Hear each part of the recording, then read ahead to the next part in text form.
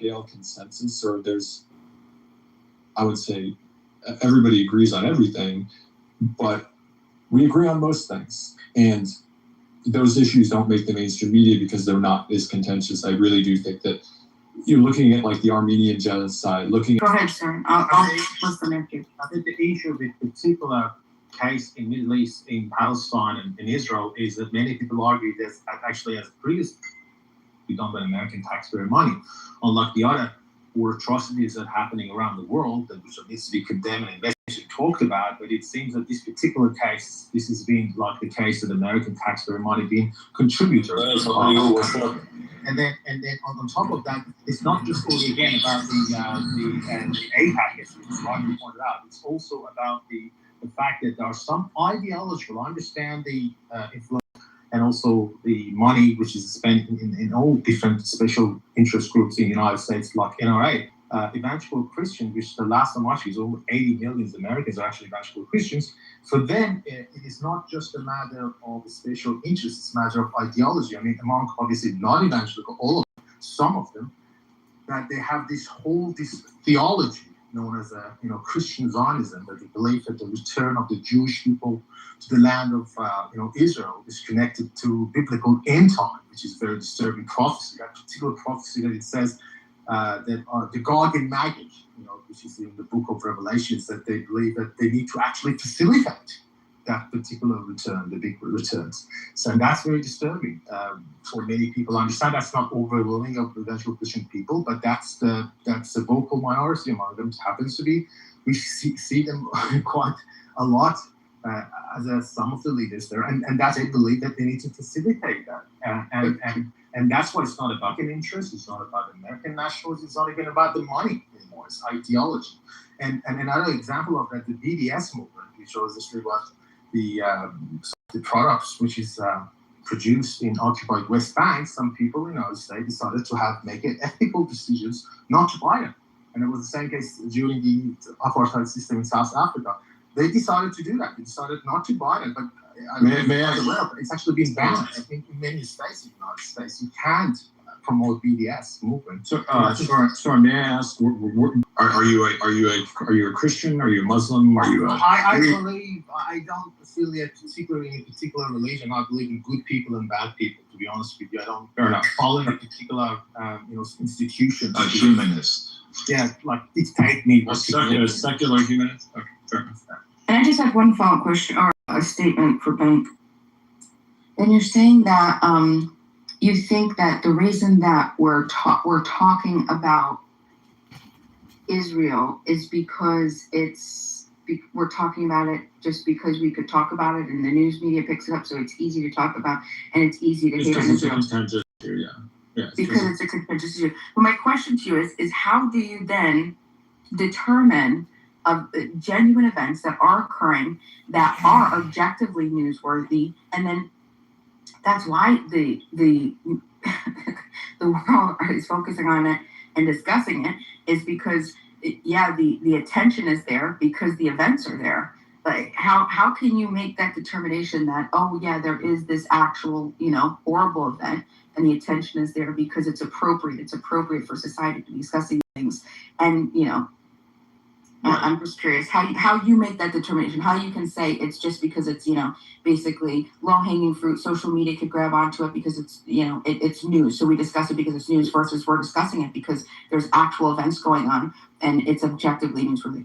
So your I want to make sure I understand your question correctly. So you're saying your question is maybe we're just, or your contention framing what you're saying correctly. Not solely that it's just on this because how do I phrase this as a question? Yes, you're saying that it is a contentious issue. Well, of course it's a contentious issue, but why is it a contentious issue? Is it a contentious issue because there's objective events that are happening? Makes it a contentious issue, and then we're discussing it because it's appropriate? Sure. I do think that there is we're looking at this and going, oh my gosh, there's horrible atrocities going on. I also think that again, in a lot of these countries, we're not getting this stuff streamed in. There isn't the access to live updates the way that, with the 24-hour news cycle in particular. like every time a bomb gets dropped, we're able to see it, particularly if the United States is directly involved. And the war in Iran, and, you know, again, after October 7th and everything like that, like, yeah, the United States had direct involvement. And so there was lots of media pictures and that kind of thing. Where, like, I think that historically, like, I think the reason the United States was behind a lot, like, the United States was behind a lot of the war actions in World War II was because of the fact that we weren't getting live updates of every single skirmish and every single update, like, yeah, extent of the 24-hour news cycle like we have now. So it was like, here's a big action. The United States is making ground in this area. And it, like, I think if the American people living at home had access to every single bomb that was dropped and every single fight that was fought, and it may have been different. Maybe it would have been the same. Maybe it would have been different. So I also see, again, horrible things happening around the world, or hear of horrible things happening around the world and horrible things that countries do to their people. Looking at North Korea as a totalitarian regime, and I've read books about North Korea and what actually goes on behind closed doors. I read a book of a prison survivor of the North Korean regime, and the atrocities that they're doing to those people, the human rights violations that they're doing to those people. I wouldn't say I didn't sleep for weeks, but like it turned my stomach every time I thought about it. Let me put it, even years after reading the book, the stuff that the human torture that went into in great detail in this book was some of the worst shit I've ever heard of before. And this was a woman who went through the system, like a personal firsthand account of going through the system. So yeah, I'm seeing it as like, yeah, I understand that. Yeah, there's a lot of smoke in the Middle East, and yes, the United States is a lot. There's a lot of American taxpayer money behind it. So I also do think that it's many things, and also it's a very contentious issue that people have staken claims and said, if this is my position, I'm very, very strongly pro-Israel, or I'm very, very anti-Zionist or anti-Israel, or again, however you want to frame that. So I hope that answers your question. So don't you think that it's also, you can't make the distinction, you can't make the determination of what does and doesn't get coverage, what becomes a headline, what becomes the news that people care about? You can't make that determination as an individual because it's emergent, it gets discovered. That's why TikTok and social media, X, are the real proving grounds for breaking news. The stuff that people care about emerges naturally, almost like a free market. No, I would disagree with that. Love that, Al. I agree. Sorry, go ahead. The team said it's just not going to make the headlines, right? Like if a white cop shoots an unarmed black guy, we're going to know his name. We're going to know the cop's name. That's a whole other conversation. But if we're talking about the kind of things that, and I've had this conversation before, the kind of things that I think should get headlines or the kind of things that should get headlines are two very, very different things. There's plenty of stories that I think should get a lot more headlines. There's plenty of issues facing this country that I think should get a lot more headlines. The rampant use of social media usage amongst kids and that increasing suicide rates amongst young people is a huge, huge issue for me. It doesn't get any media coverage, right? Like just as an example. And there's a bunch of others where like some of the shit that I see in the media where I'm like, I get why people are paying attention to this.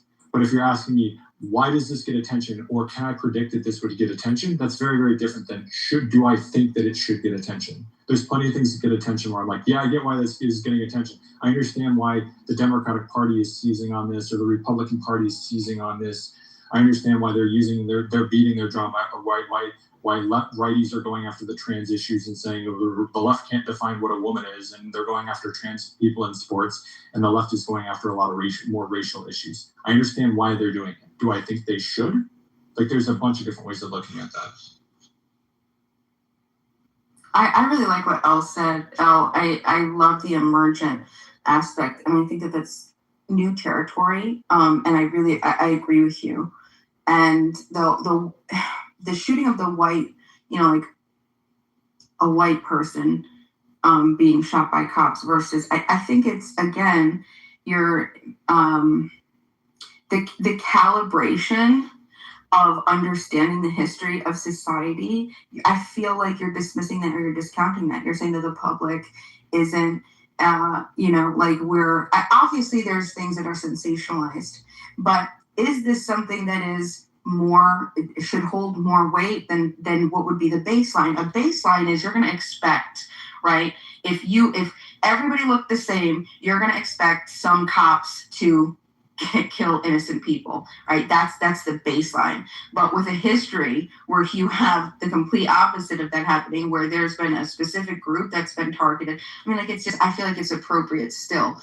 And yeah, it makes sense that it's not going to be, every, camera turned on the white person. Well, that's supposed to be, like, we understand that's, of course, that's going to happen, but we have to make sure that we hold true to criticizing and not criticizing, but saying and making sure that what the history is guilty of is that we're moving towards progression and to fix these things versus because there's more pain on one side than actually. Well, of course there's more pain on one side, but like I said, like it's expected. The baseline, a white guy getting shot by a white cop. Yeah, listen, no fucking news. Right? Do you know what it's going to be? Who fucking cares? If you support the system. Hold on, wait. Sorry, I'm on a I don't know if transportation. Yeah. If you support this fucking group of people who have carte blanche authority to walk around with deadly weapons on their regular citizens without, okay, or not, we already know the type of authoritarians that are what they focus. They're drawn to this type of person, and then you want to say, like, yeah, of course. You gotta expect it. You're giving them carte blanche authority to walk around, make decisions, to be judge, jury, and executioner in a moment. Okay, yeah, a white guy gets shot by the system that they created. Well, there's no news there. You support it. But again, just to be clear here, I'm not saying I support or not support an issue. The question I was addressing in regards to that was, do I understand why this stuff gets publicized, or can we predict how it gets publicized? That's the only thing that I've taken a stance on is the thing I said in regards to, I think that kids killing themselves at exorbitant rates should get more media coverage. I haven't taken a particular stance on that many issues, quite frankly. I think I said that I was pro-Israel. But in regards to the cops thing and all that, like, again, there's so many different approaches to this conversation. It's like, well, why do these things get the coverage they do is a very, very different conversation than should they get the coverage that they do. Like, that's an incredibly different conversation. Speaking of conversations, I don't, Bima, are we done with that part? Because I did. You understand what I'm saying, Bima? Like, do you get that? I don't know if Bima wants to answer, but yeah. Hold on, sorry. I was focusing on what Matt was saying. Matt, what were you talking about? Speaking of different conversations, can you hear me, by the way? Yeah, I can hear you. I said I changed the title. I don't know if you saw that. I didn't know if you're done with this conversation. Thank you, Matt. Yes, I just want to make sure, Matt's the father of the room, so I think Ben was trying to say. Yes, we all love Daddy. When Daddy talks, we gotta listen. Daddy's got to speak. That's right. But Ben, and just to real quick, yes, the should versus does it. But I think like that's kind of like what Elle and I's argument sort of what the argument is just like at this point we're not so satiated that it is like 20 years ago, imagine 50 years ago when small groups of people got to control what was on the news. Can we just live with that for a second? Like, let's be so happy right now in this moment that we get to understand that we have individuals that can create and build, and we get access to so many different things. So, your contention that small groups of people don't still control what goes on the news? No. It's not that. It's that there was small groups. What my argument is that there used to be. And that used to be the only thing. Hold on. That used to be the only thing that existed because we didn't have social media. There wasn't a power of the people to actually draw their focus to the things that they want, and then proliferate that information in a way that could be like, oh, wait a second, let's check this. Or I think that the news, honestly, it's on its way out. I think there's more like just regular people creating, news stations and what, not a news station, but you know what I'm talking about. The but do you think Do you think that the average Joe Schmo person is the one that controls what you see on TikTok or Instagram or Twitter? It's not at all. These are algorithms that have been shown left, right, and center that favor particular viewpoints and favor sensationalism. Again, this is not a partisan issue. That's true. That's true. Right. But what you're because a lot of people are talking about these stories. It is to some degree, but it's because the stuff trends, right? It's correlation versus causation. That's still my argument, though. And on and off of TikTok. It's amazing to me. I'll flip on TikTok, start a new account, delete my cookies, link a new email, whatever, and like I can start looking at things on using Twitter /X as an example. Within like 10 minutes, I'm getting crazy sensational stories. Like if I just looked up, I don't know, fucking watercoloring, like it wouldn't take long. If I do anything with world events, I'm going to get sensational stories pretty much immediately. And it's not, again, like this is the algorithm that's it's pushing this stuff. So like, yeah, I'm going to say that, yes, some of these issues are contentious, and yes, some of these issues are on your tongue. Like again, like we think of the Derek Chauvin with the knee on the neck thing, right? Like that face, the face of Derek Chauvin, and how everybody saw that, regardless of where you were, right? Like, yes, there's a reason that's sensational. That was a very, very graphic image, and it was a very, very, very, very, very strong image, very, very strong imagery, and also like. There's a reason that this shit trends, and it isn't just because people are interested in it. It's because this stuff is getting jiggered by an algorithm. Like, again, this is not... And who owns TikTok? China does. They're doing it on purpose. There's been studies on this. China is doing this on purpose. They stream other things to the West. Look it up. There's studies on this. And they're streaming very informational, cool things to their kids, which is good for their development. They're intentionally poisoning the Western youth. We can also make the opposite argument, though, then, Ben, because if you're saying that, we can also say that these same groups are suppressing. What if much more people are more concerned about what's going on in Gaza and Israel, but it's all suppressed, and so much shit about Israel is suppressed and cut out, and it's kept from and what would be, like a national. What is happening is on TikTok when Larry Ellison bought it, and it was for the sole purpose of basically stopping the public relations nightmare for Israel. So you can't have the same pro-Palestinian stance on TikTok. I mean, but again, Israel's doing it for themselves. Huge conflicts around the world that don't. There are more atrocities going on in Myanmar, Congo. I get that in Sudan, actually, more people died in all of this conflict in the same period of time. I give you that. But the argument is that why it's been hard to focus or overrepresented in the media is the fact that, again, none of this conflict that mentions in Myanmar, in Sudan, you name it, none of this actually been done by the contributed by the Americans or Europeans, taxpayers' money. This particular case about Israel and Palestine is that many people make this argument that a lot of this atrocity has been done by the political impunity that a lot of countries, including the United States, provided to Israel, and that's why people are too vocal about it. And plus, the Israelis themselves, the IDF soldiers. They've done that by they actually in their TikToks themselves. They've actually shown what they've done in Gaza. Why a good example of that, very infamous, notorious example of that, wearing underwear of the women, and a lot of videos coming out of it. They did pretty much they did it themselves. Facing the American general public when the West are very, very than the social media algorithms. So why do you think they're focusing on this Gaza thing and this fake identity? Because it's easy to divide.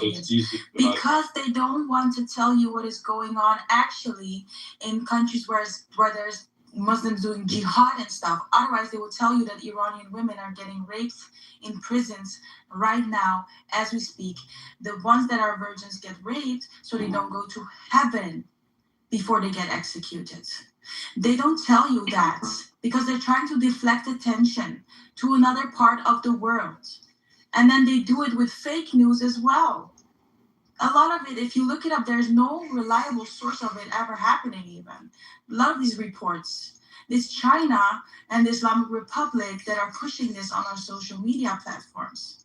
I mean, this is whether the isolationist standpoint just doesn't fly with me. Like, it just doesn't. Like, this idea that the United States is going to retreat within her own borders and not give a shit about the rest of the world. But the rest of the world is not doing that. The rest of the world is actively trying to undermine our interests, and they're actively looking out for their own interests, as, quite frankly, they should. Like, they should. I mean, you don't have to actually rely on the social media like TikTok to know what's going on, for example, in Gaza.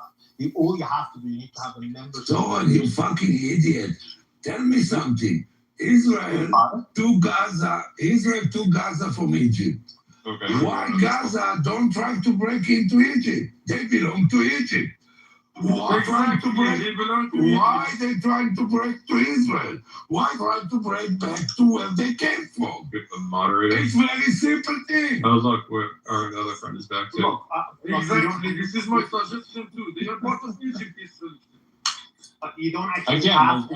I try to steer these conversations away Well, from I mean, the you same don't have fucking topic that we this ultimately You comes don't down have to to, which is discuss the those origin of the conflict in the Middle East and whose side are you on. If you're trying to do that, then don't give Yeah, us- I appreciate it. Don't I give us appreciate it. time to I solve thought the discussion of like how Yeah.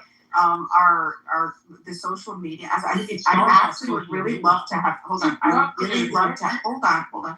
I'd really love to have that discussion. Maybe not right now, Matt, but in the future. I'm very interested. How much of what we believe and what we're focused on is our own thoughts versus others' thoughts, and if you really believe it, so aware of it.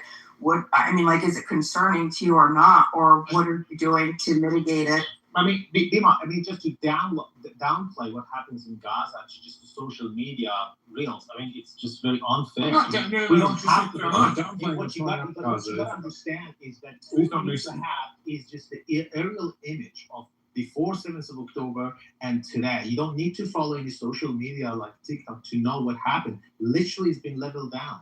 I mean, you got to understand, you don't need to be like indoctrinated by some reels in TikTok to know what's going on there. I mean, literally, I've checked personally the aerial image of Google. I pay only $10 a month to see what happened. It's literally been leveled down. I mean, you don't have to be like.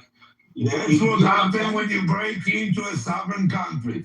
That's what happened. There is consequence to your action. There is consequence to your action. I know nobody's asking me for my advice, but I'm going to give it anyways. As I log off for a couple of hours, go out, touch grass, associate with your neighbors. Like, seriously, like I understand that this stuff is like all of this stuff is very, very important. The global scale is very, very important, and also so is your own community. Like we talk so much on Clubhouse about global affairs and things around the nation and around the world, and it's again, these things are important, but so is it's better for the world. Go out, like associate with your neighbors, like go touch grass, go shake some 100%. Mind your own business. Well, yeah, mind your own business, but also like don't mind your own business. Go get involved in other people's business, but go get involved in people's business within your community. Like, you're absolutely right. I'm with you on that. But you cannot make the world around it. No Jews, no news. There's other Jews also. Sounds like the only way to solve that problem is for there not to be any Jews around you. PP, you short and stinky. Shut the fuck up, punk. We still have X. Elon Musk is not Jewish. We still have X. Yeah, and he's saying he has some valid points. Elon Musk has very valid points. Like, you need to listen to that guy. That whole Economist sit-down interview was quite shocking to see. Which one are you referring to, Alan? The magazine, The Economist, interviewed Elon Musk. Was that recently? Yep. The full length has been released, I think, starting yesterday on YouTube. You can watch the whole thing in its entirety. But it's essentially a constant criticism about Western ideals, having strong borders, immigration policy, what's wrong with Europe, what's happening in London is very bad.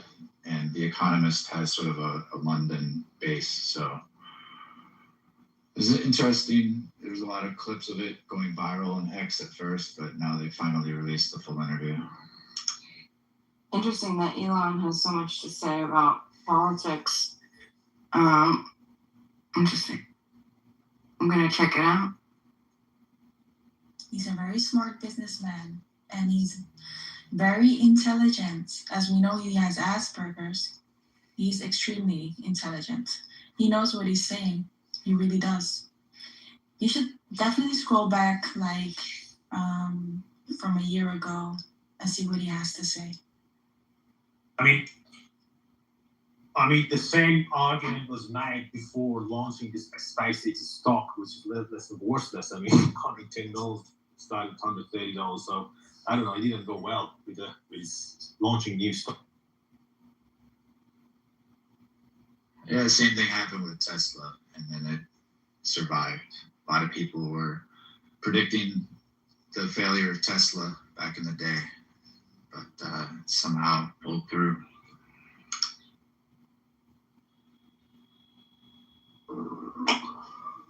So, what do you think about the title change?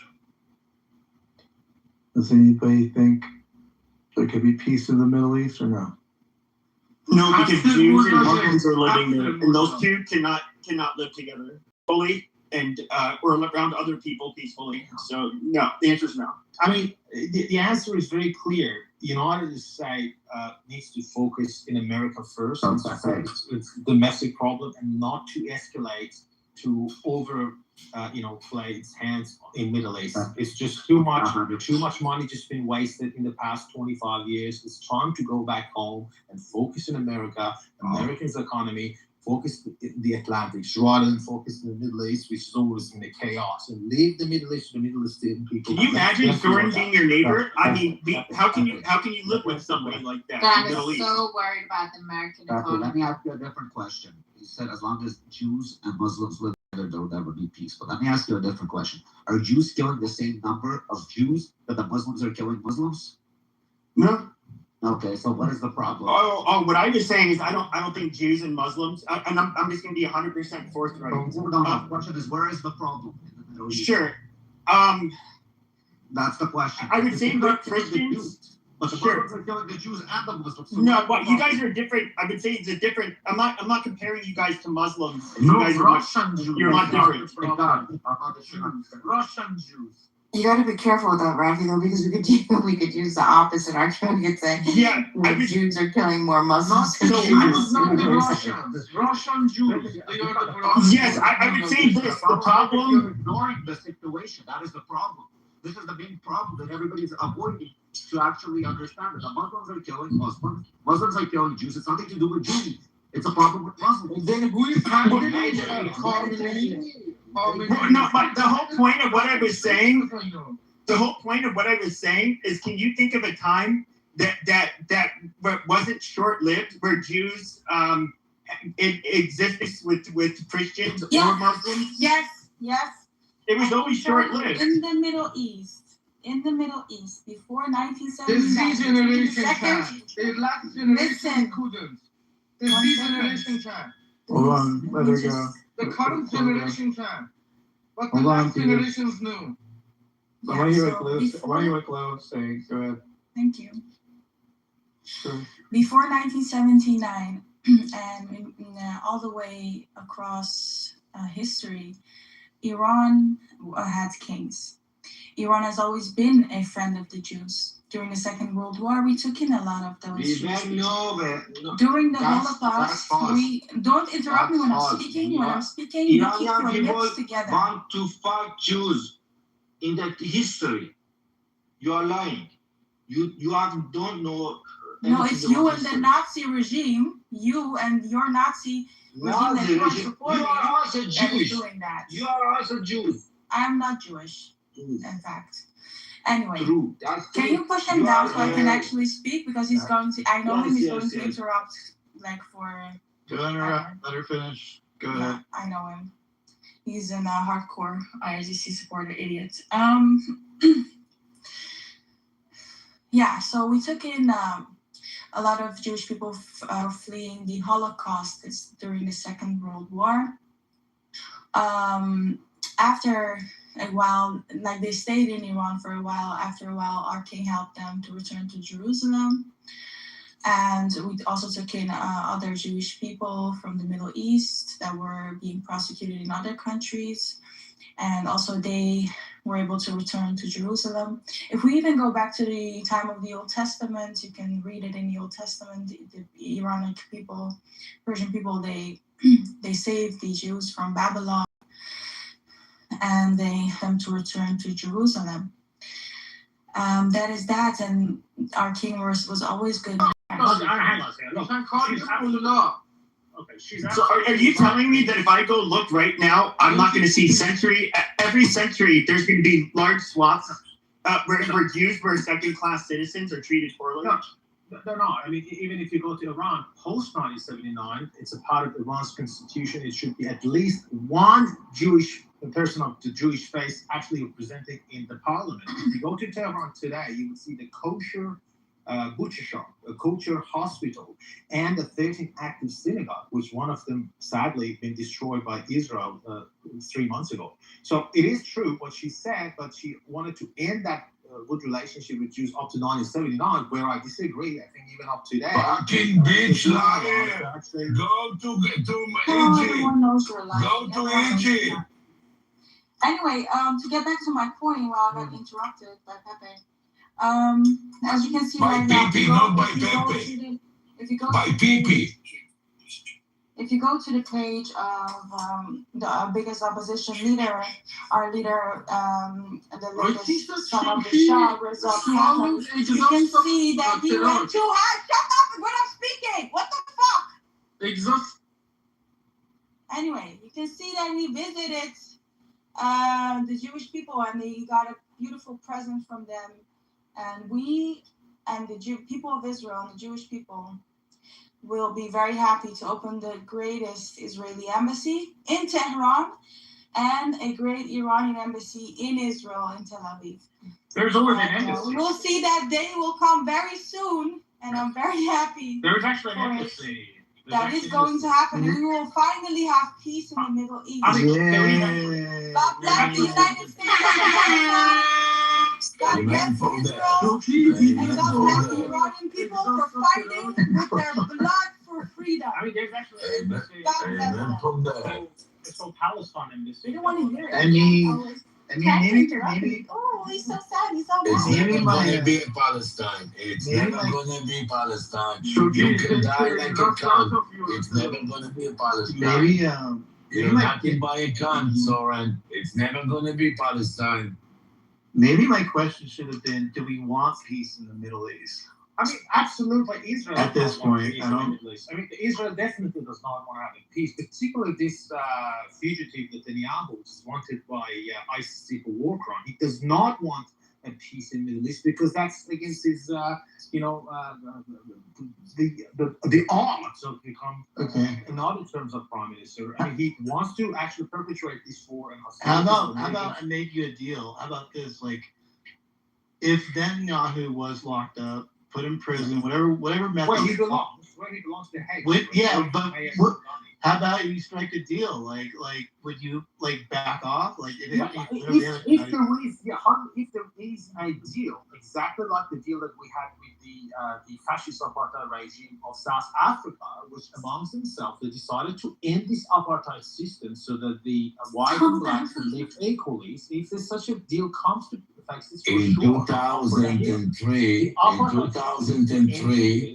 Ehud Barak, it was not Netanyahu, Ehud Barak and Ehud Olmert and Tzipi Livni offered all of that to the so-called Palestinians. How about the Palestinians? I'm talking, you shut the fuck up. When a Jew talk, an Arab sit quiet, stay quiet. Don't forget that. We offer them when everything. the Christians talk, you both need to shut the fuck up before you guys get big. Listen, PP, you are nothing but the PP, yellow and stinky.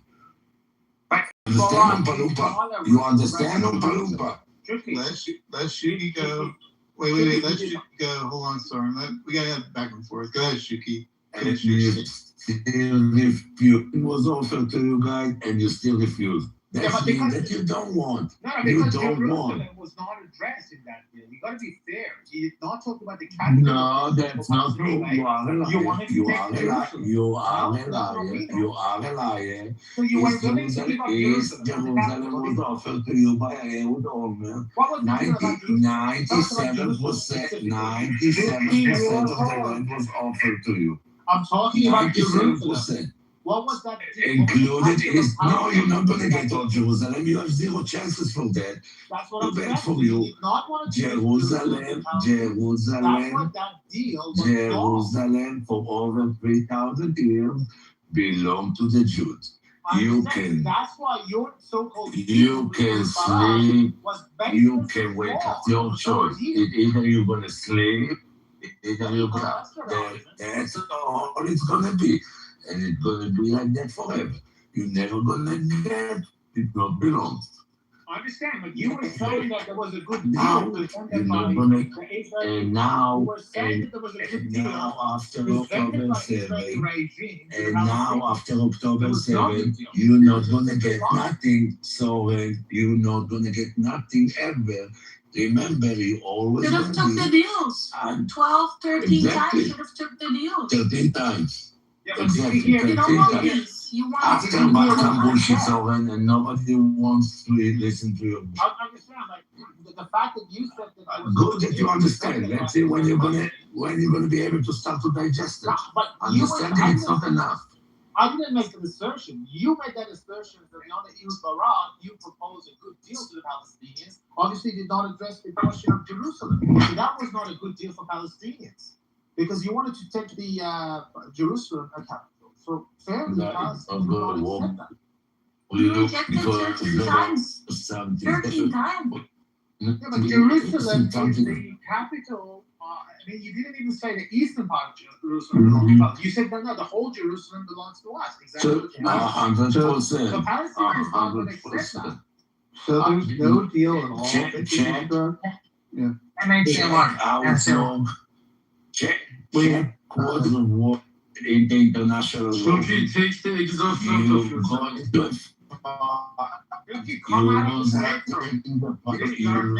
The property. It's that simple. It's that simple. It is that simple. You don't So just no deal. There's literally no deal that anybody on stage here can figure out between both groups here. Like there's not one. There is a deal. They can go to Egypt, where they belong, where they came from. Their birth certificate is Egyptian. It's very old from now. Let me ask the Christians here. I want to ask the Christians the first. No, but I have a serious question. Shut the fuck up. The Christians, would you guys support another crusade? These guys are killing each other. I think we need to take control of the Holy Land. Shut the fuck up, PP. PP, you have no right. Right. But Yeah. they are Egyptians in Egypt opened a war against Israel, and Israel conquered the land. If that's the case, the Ashkenazi Jews would need to go back to Eastern Europe. That's where they belong. No, absolutely not. You can check each one. You can check each one. DNA, and they have the Lavan DNA. Come on, you're That's not the case. No, that's not the case. Israel did not start the war in 1967. Israel does not start the war in 1948. Israel did not start the war in 1956. Don't you get it? I think, Shuki, you're doing a great job for this conflict. People like you doing a great job because you actually live in Texas, where you belong. I mean, you left the Middle East, you did the right decision, and I want you to encourage others to do the same thing as you did, and the problem would be solved. Listen. Good try, unsuccessful as usual. You're a Muslim. There is no chance for you to override the Jew. On get 4 children over there.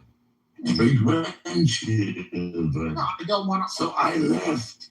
I believe in democracy. You did the right decision. You made the right decision to leave.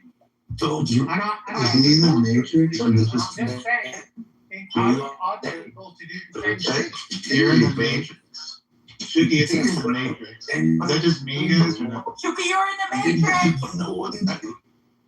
I had to mute him. It's just too much, but I mean, honestly, he made the right decisions to leave. okay, that's fair. That's fair. I think Pepe, the problem would be solved. Uh-huh. He felt like Shuki, do the Pepe, right you got a thing, question? leave the region. Yeah, The what's your problem would question? be solved. Pepe, you're saying bring back the crusade? Is that what you're just speaking? Yeah. So imagine you have cathedrals and churches everywhere, and there's no fighting, there's no wars, because everybody is going to behave, because we'll have white Christian men patrolling the whole place, and they'll live in their own separate safe space, and the Muslims can live in their separate safe space, and they won't even get a chance to attack each other. I think that's the best thing we can do. Damn. Okay. Damn. I'm just trying to solve this. Go ahead, Glo. I don't know what to say. I wanted to say something, but then I just, I'm just gonna let it go because it's so ridiculous. I don't know what to say. Well, did anybody? Soren was the only one that answered my question about do we want peace in the Middle East?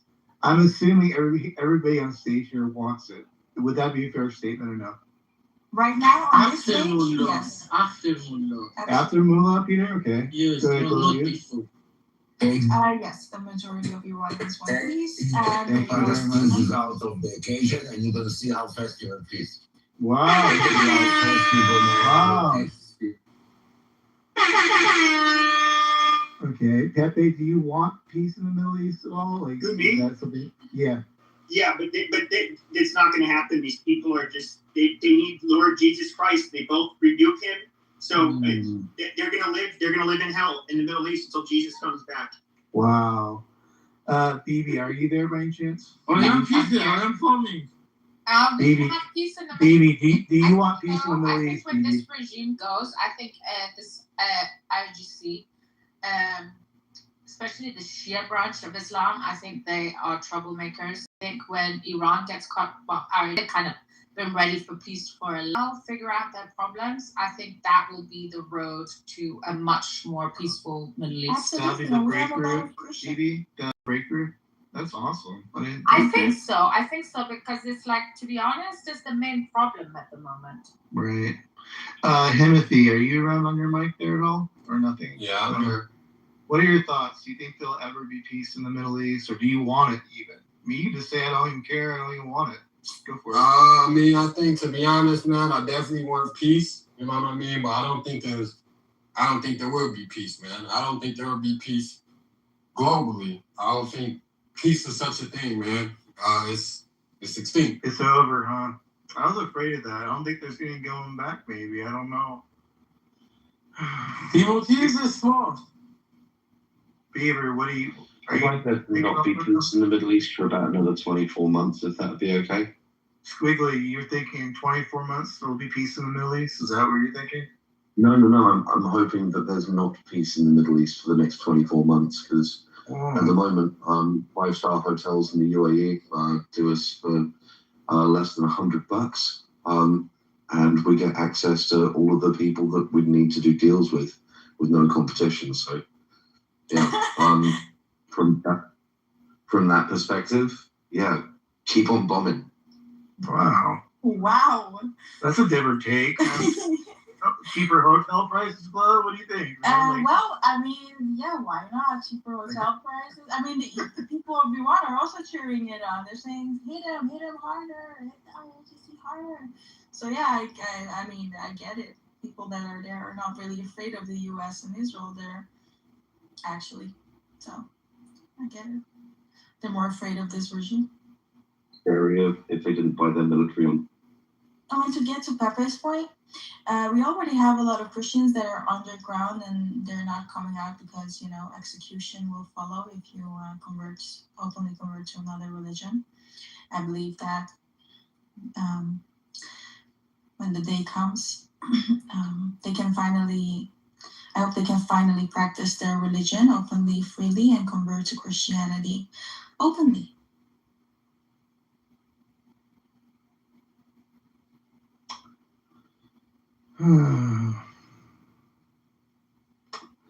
I'm very, very depressed by this, that we can't have peace. Man, I think whenever you have greed, you can't have peace. And I think as civilizations, there's always going to be greed, bro. So I don't think you would never have complete peace. So where there's greed, there will always be a need to have, I guess, quote unquote, violence, right? That's kind of what you're getting at? Yeah, 100%. I'm going to be honest with you. I don't. Yes, Israel wants to be safe, but I do think they want to be. They do want to have a lot more leverage and power than they have already. I mean, it's not. You have to think about that. The other countries would have to compete with them, and with that kind of dynamic, I don't know that things can truly be peaceful. If they can, they would, but they can't. You see, we see. Peter, war is not altogether a bad thing. Peter, what is your solution, kind of, to this issue in your mind? How do you think? Okay, my solution is that sane people need to proxy each side. Then sanity overcomes, and those people who want to bark and fight would be marginalized in their backyard, and they can slur as much as they want. The same minds and educated minds. I don't know how to point myself out. Thank you.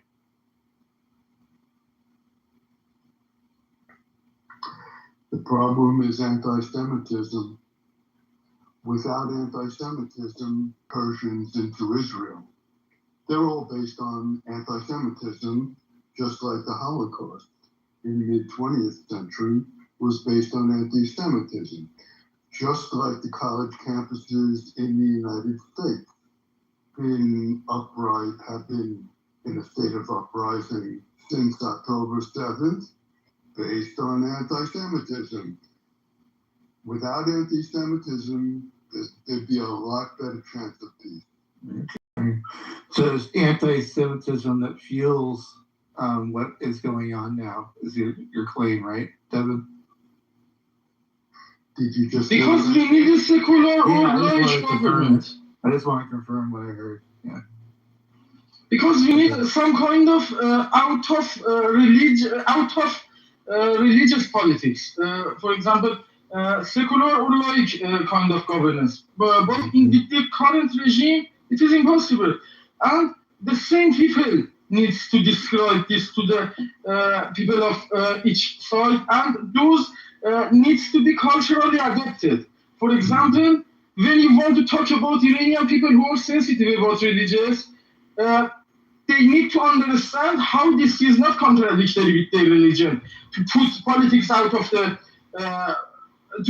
religious out of politics. So this is something that is not possible to be done just by force, just by elimination. It needs also some stories.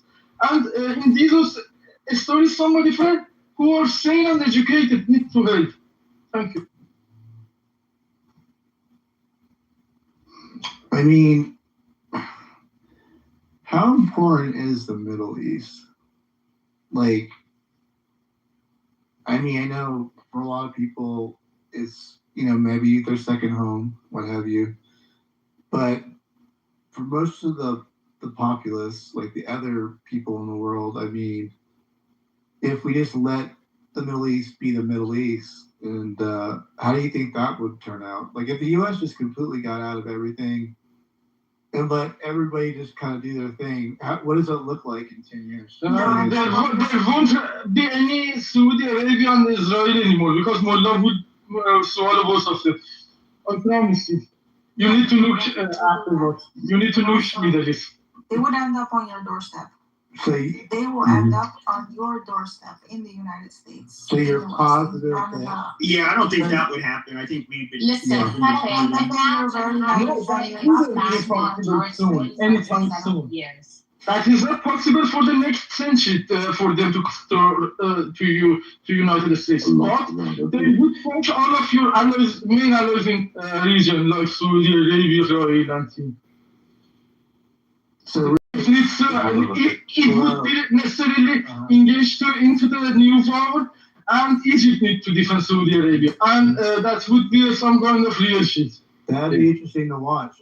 Glow, would when you say no, they will just. I mean, they can just migrate to your countries, your boys. They will come up and they'll end up on your doorstep. I have a question. I'm not done speaking yet, though. They will end up controlling your politics because they're completely embedded into your system. That's already happening, by the way. I mean, you gotta open your up. Yeah, Mamdani, for example. You gotta open up your eyes and look I have a around. question. You can see NIAC in the United States, which is an Islamic Republic lobby. NIAC is funded by the Islamic Republic through Qatar. These pro-Palestinian protests are funded by the Islamic Republic of Iran as well. And even by these UNRWA stuff that people were donating money to UNRWA didn't go to the right causes either, went to terrorism and other propaganda, terrorist propaganda. But I won't let it to be expanded that much because we would set Mullah on fire. The fire is something that is inevitable because Iranian people live in between of Mullah, and we can't put the whole cities on fire, but it is not the point yet. If you pull out, then we would put all of our cities on fire to get clean. Right. I got a question for you. I'll get back to you in 1 second, but I want to go to Charlemagne. Charlemagne, yeah, my question to the beautiful Persian monarchist baddies in the room. My question would be, my question would be, like, how do you guys feel about Zionists or Jews rather, who call the former Shah an anti-Semite? You know, the current ones. In every ethnicity, in every country, you have some people saying some things. I'm not going to judge a whole nation based upon some Jews say some, or some Christians have said this. You know what Muhammad Reza. It doesn't matter. What matters Why are you crashing out? Is peace between the two nations. Okay, I know fair exactly what you're going to refer to right now, but he criticized both parties, and when you're finished, I'm going to respond. No, he said the Jewish lobby controls America. That's said. He said the Jewish lobby controls. He did control it. He said he did say that. He said the media's. He said the banks. The banks. Yep. And he said media is plural. Hey, listen, say it the right way. Can we play the clip? Can I play the clip? Let's play the clip. I actually don't even know this. I want to hear this. I'm going to play the clip. Well, let's put it this way. What Reza says in that video is no different than what Nick Fuentes says. Let's just put it. Yeah, but it's also like obvious, like who largely owned the fucking media, and Jews, especially in the fucking 70s, and the 70s in particular, they had peak ownership. So it was almost 80% of the I can't play it. He specifically said they control the foreign policy of the United States as well. You can be mod, that's true. Can I mod you and then you play it? And I got it. You got it? I think I got it. Okay. I got it.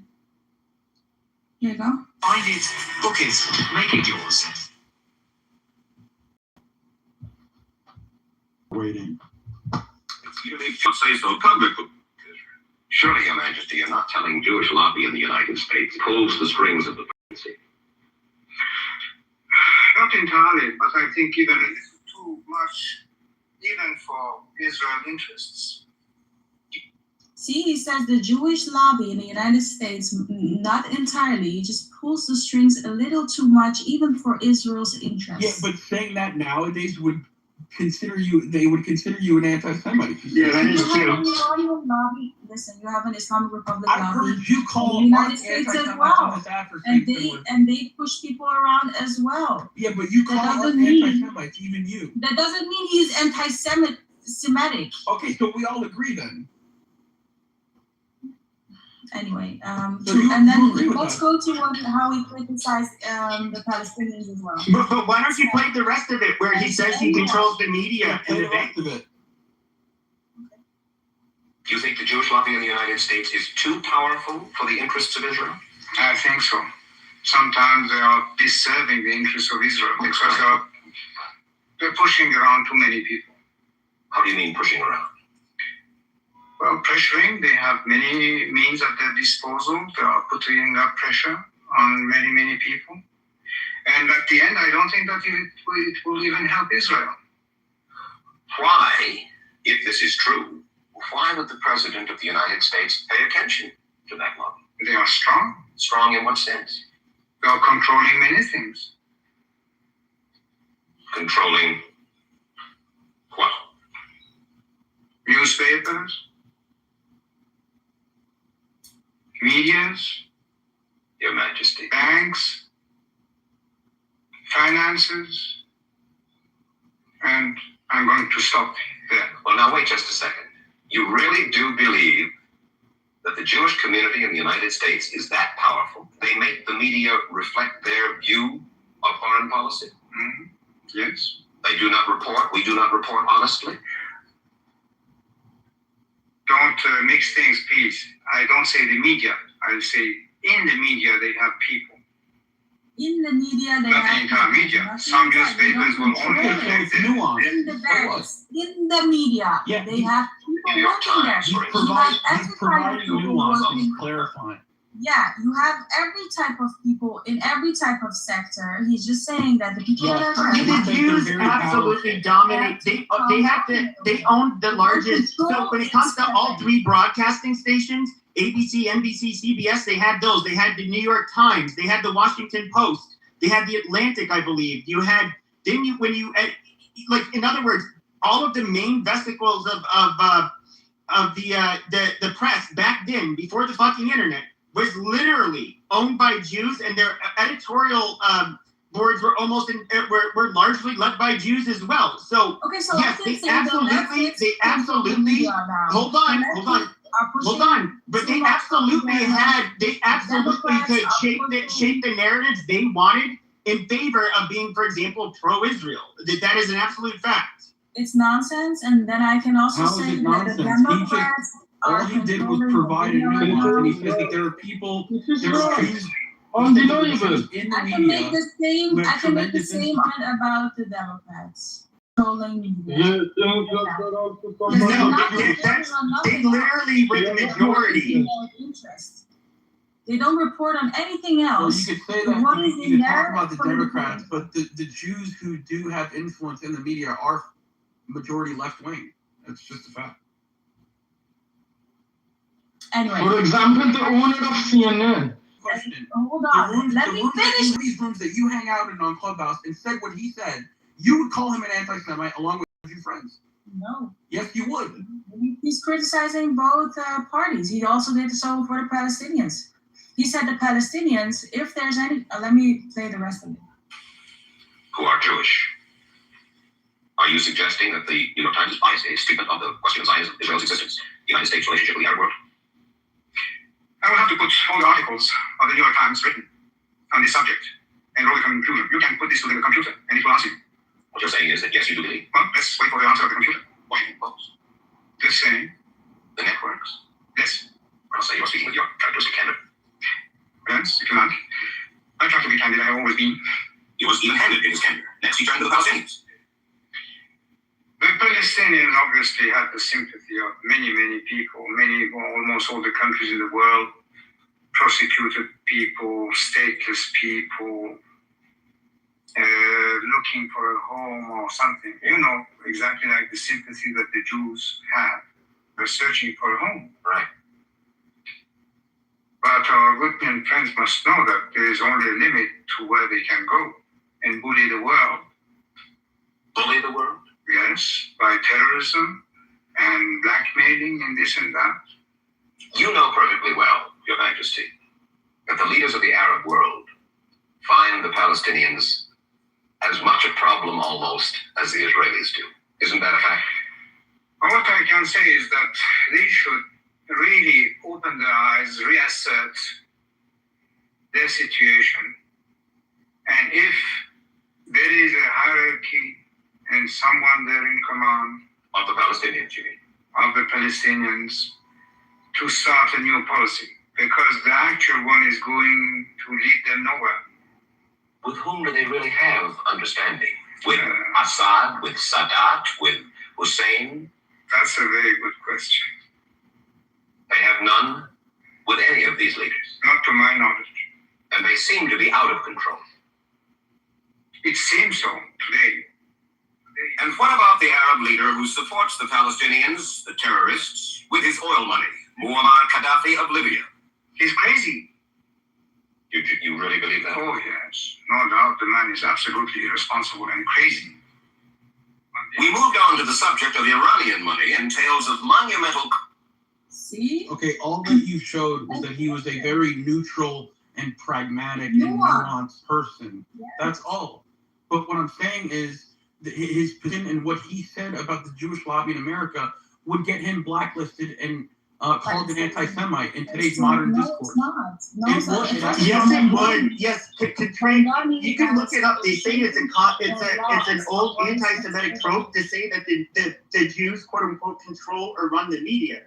But this is like, and people get bullied and scared out of even mentioning something, even though it's factually true. There is an extreme overrepresentation of Jews when it came to ownership and basically the being members of the editorial boards on in media over the centuries. That is just a fucking fact.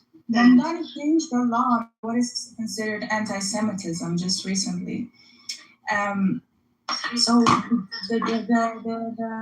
that was considered anti-Semitism for decades. He's a mayor. Mamdani is not a diplomat.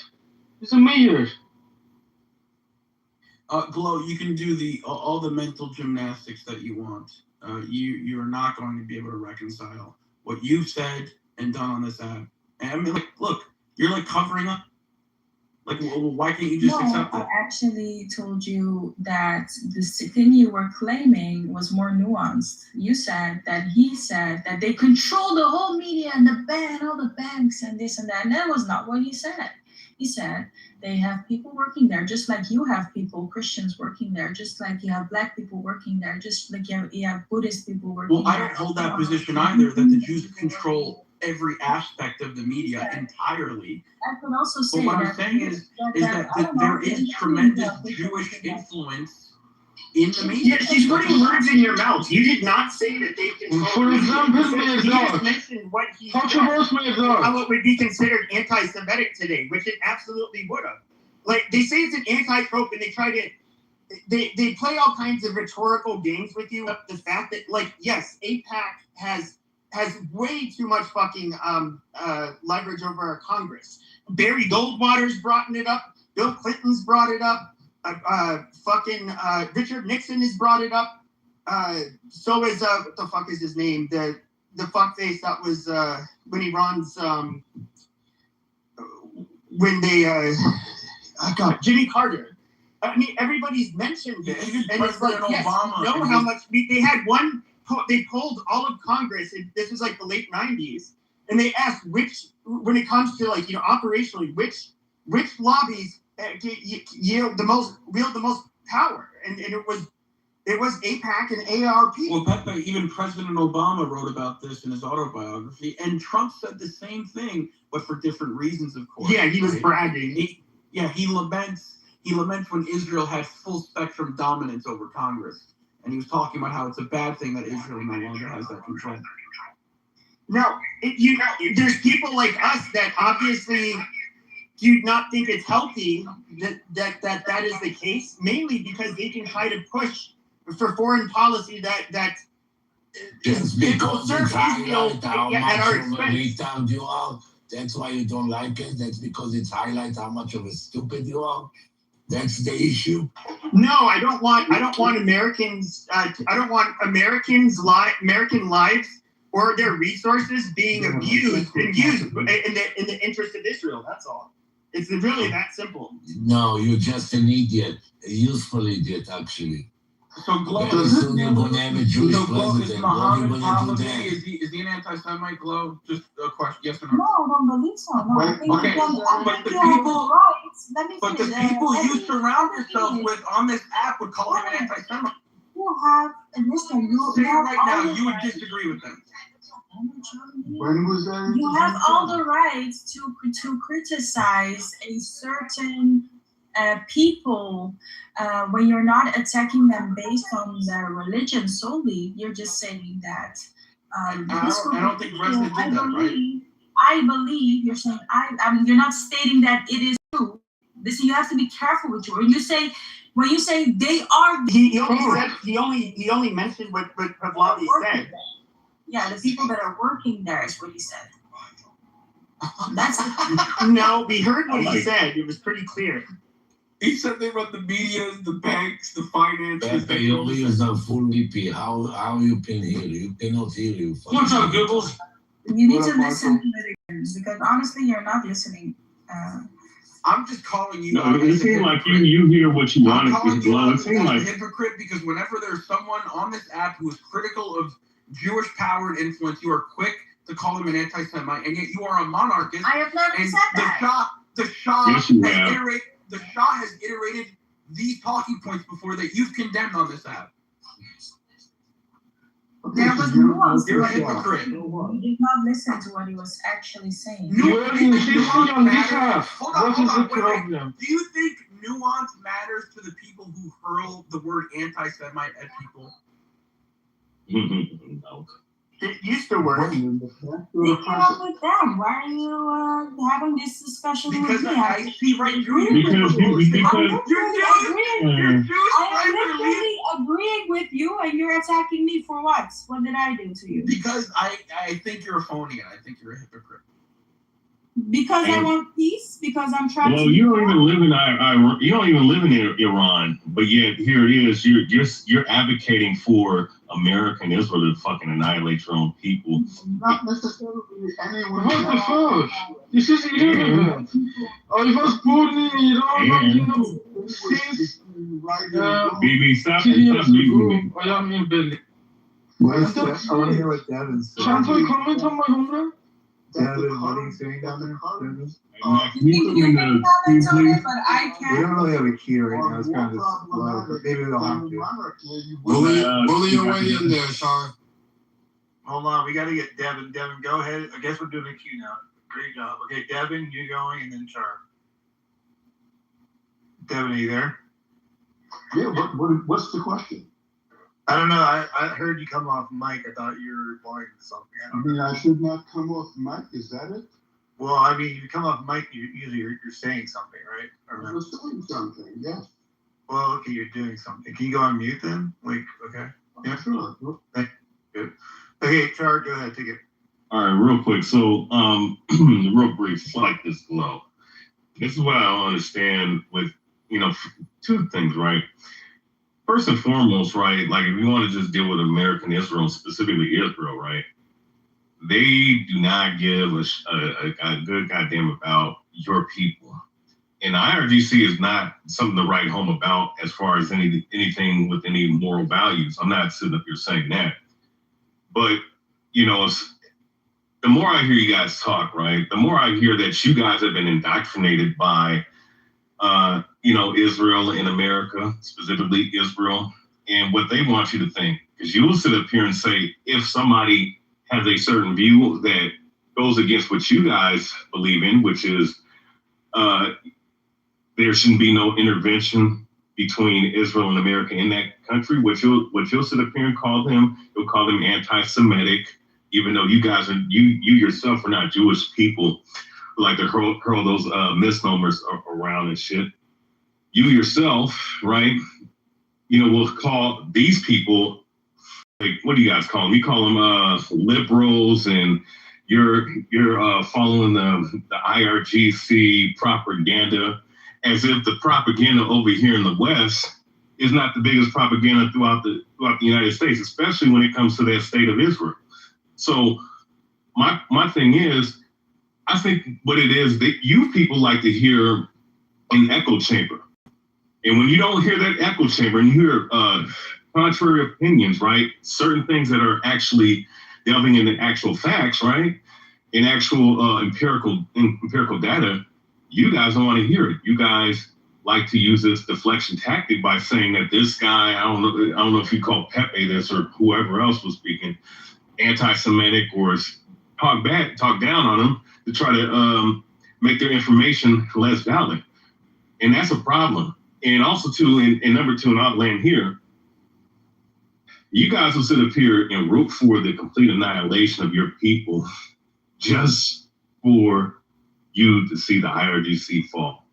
And to me, I think that is the most maniacal thing and the most dishonest thing that I hear, you know, all you got Iranians that talk about this shit. No, you and the thing is, you have the Jews. I don't shut up. Anyways, yeah, you're getting emotional, but I'm about to land. I'm about to land right here. I care more about your people than you do. That's a fact.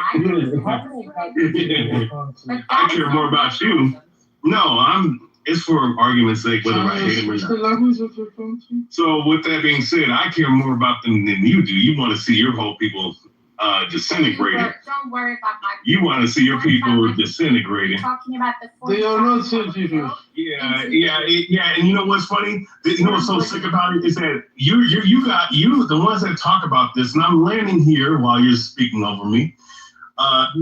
You guys are living in the United States or the UK, and you guys are living in the United States, UK, comfortable in your own home, while your countrymen, your brothers and sisters, your Persian, Iranian brothers and sisters getting destroyed. You ain't doing shit about it, but then here it is, right? Here it is, and then here it is. You're sitting up here, and here it is. There are people over there that live in that country that don't want to see the intervention of the Israeli state in America fucking with their country. So to me, it's really about perspective, and I think that you guys have a biased perspective of all. So I'm saying there,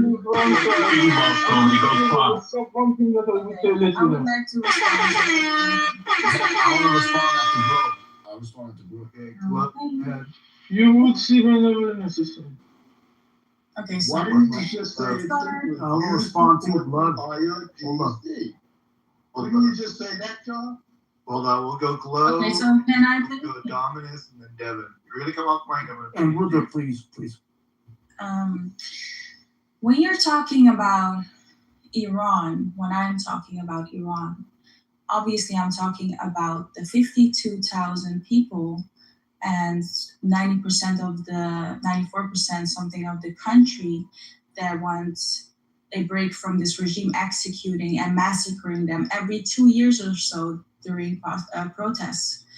In January, they killed 50K of my people simply for basically protesting for basic human rights, like electricity, like running water, like the cost of living, food, the sanctions they put on themselves, the terrorist activities, the money being spent on proxy terrorist groups in the whole region, killing millions of people. And then after the United States threatened the regime that if they execute one more young Iranian, they would intervene. Of course, we Iranian people know that is not the only reason the United States is doing this. It is in the United States' own benefit, and our benefits align in that. My benefit, the Iranian people's benefit, and the United States and Israel's align in that matter. And the Iranian people said, listen, you want this regime gone, we want it gone, Israel wants it gone, we can do this together. We are your boots on the ground. We know that our blood will be spilled, and we are willing to spill our blood for this cause. So the United States interest, this regime is going to come to an end. Whether the IRGC supporters and their families don't like it or do like it, it will come to an end. The United States benefit in all of this would be lower oil prices. It would be new business opportunities. That's why they're doing it. Reduce military spending in the region. Reduce military spending on Ukraine even. Listen, those Shahed drones that Iran makes cost $50,000 to make. The interceptors that are being delivered to Ukraine indirectly, because the United States delivers those to NATO, and then NATO gives them to Ukraine.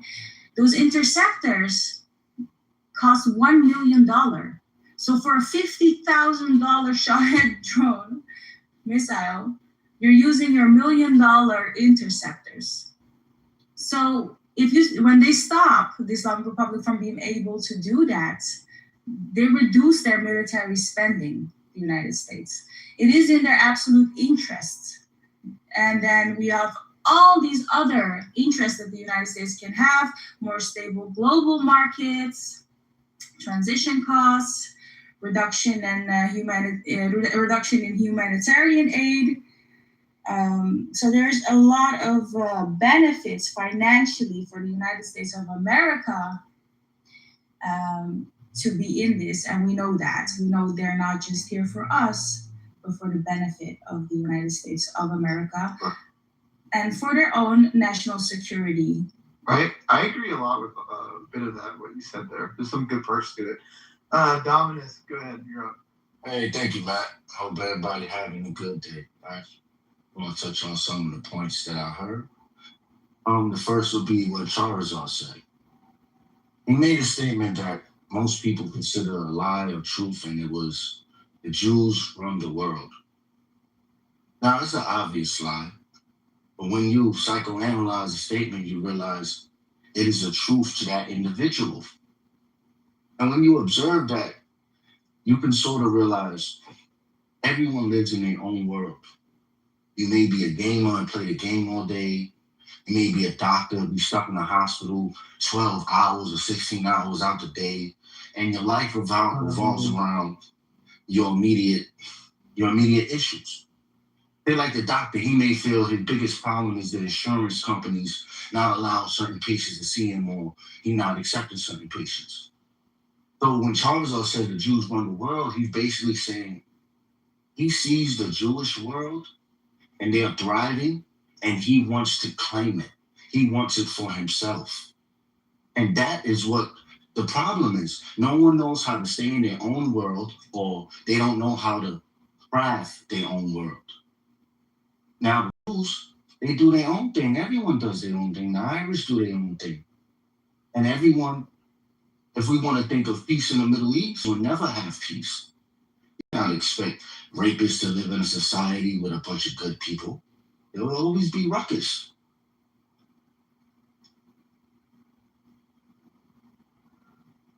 Okay, you done, Dominus? You good? You landed? Yeah, that was good. Mm-hmm. All right, good job. Okay, actually, I didn't know, Devin, did you want to go, or did you want to skip that? I have one simple. Hey, Rudy, you want to go ahead or me? Go ahead.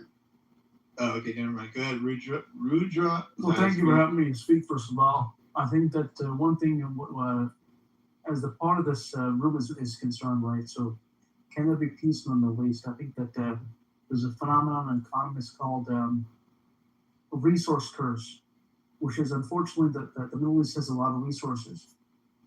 I don't think it's possible, because the more resources a place has, the more people they fight over that. I really don't think it's that much of a possibility. As far as what our brother Dominus mentioned, that do the Jews control this? I mean, listen, we have to accept the fact that probably there's some people that do that. I'm not saying any names, but there probably is, right? And because there's invested interest in anything, when it comes to energy, when it comes to land, when it comes to crop, people want their stuff. And for that reason, there's going to be some places in this world which don't live peacefully. And that's what we have to accept. And I'll end with that. Thank you. All right. Much appreciated. Char, you want to get back in or no? Was it Devin's turn or okay? Yeah, I want to. Oh, I didn't know Devin. I'll go after Char's on. I'll go after Char's on. Devin, did you want to come back in at all? I can't tell what you're doing. I don't know. Okay, I think he's silent. I think that answers that. Char, go ahead. And I'm here. I'm here. Yeah, Oh, Devin, Go ahead. I mean, let me go ahead. One quick thing. It's not Jews that run the world, but it is anti-Semitism that runs the world. That's the generating force, generating everything that's going on. If people stopped hating Jews, this churning, I think, would slow down. I actually have a question. How do you explain the threats by the advertisers to defund Elon Musk and X? His entire platform was under threat by advertisers. And how do you explain the congressional actions to make anti-Semitism a crime, to make speech about criticizing Jewish interests as a crime, as an act of Congress? You can't legislate what people feel. It's not going to work. People have to get their own brains in order. They're wasting their time. They're afflicted with something called anti-Semitism. They can't even help themselves. Okay, real quick. Devin, has there ever been an argument between a Jewish person and someone who agrees with that Jewish person without the word anti-Semitic used in between that conversation? I would assume so. Okay, I just want to clarify because that can't happen. And to me, I don't know. I'm not fully on board where it's 100% of the time where you can't have a conversation and then like that's claimed. You know what I mean? So, anyways, I don't know. I'm not there completely with you on that, but I hear where you're coming from. Can I add something, Matt? Yeah, go ahead, Dom. All right, Matt, hear me out, Matt. Look, I'm gonna make it real simple. And it's as if when we stand objective, we could get accused of prejudice and racism. So sometimes when I hear white people say certain things, I don't accuse them of racism. I just be like, oh, they was pretty objective, but a little harsh, right? A little honest, too honest.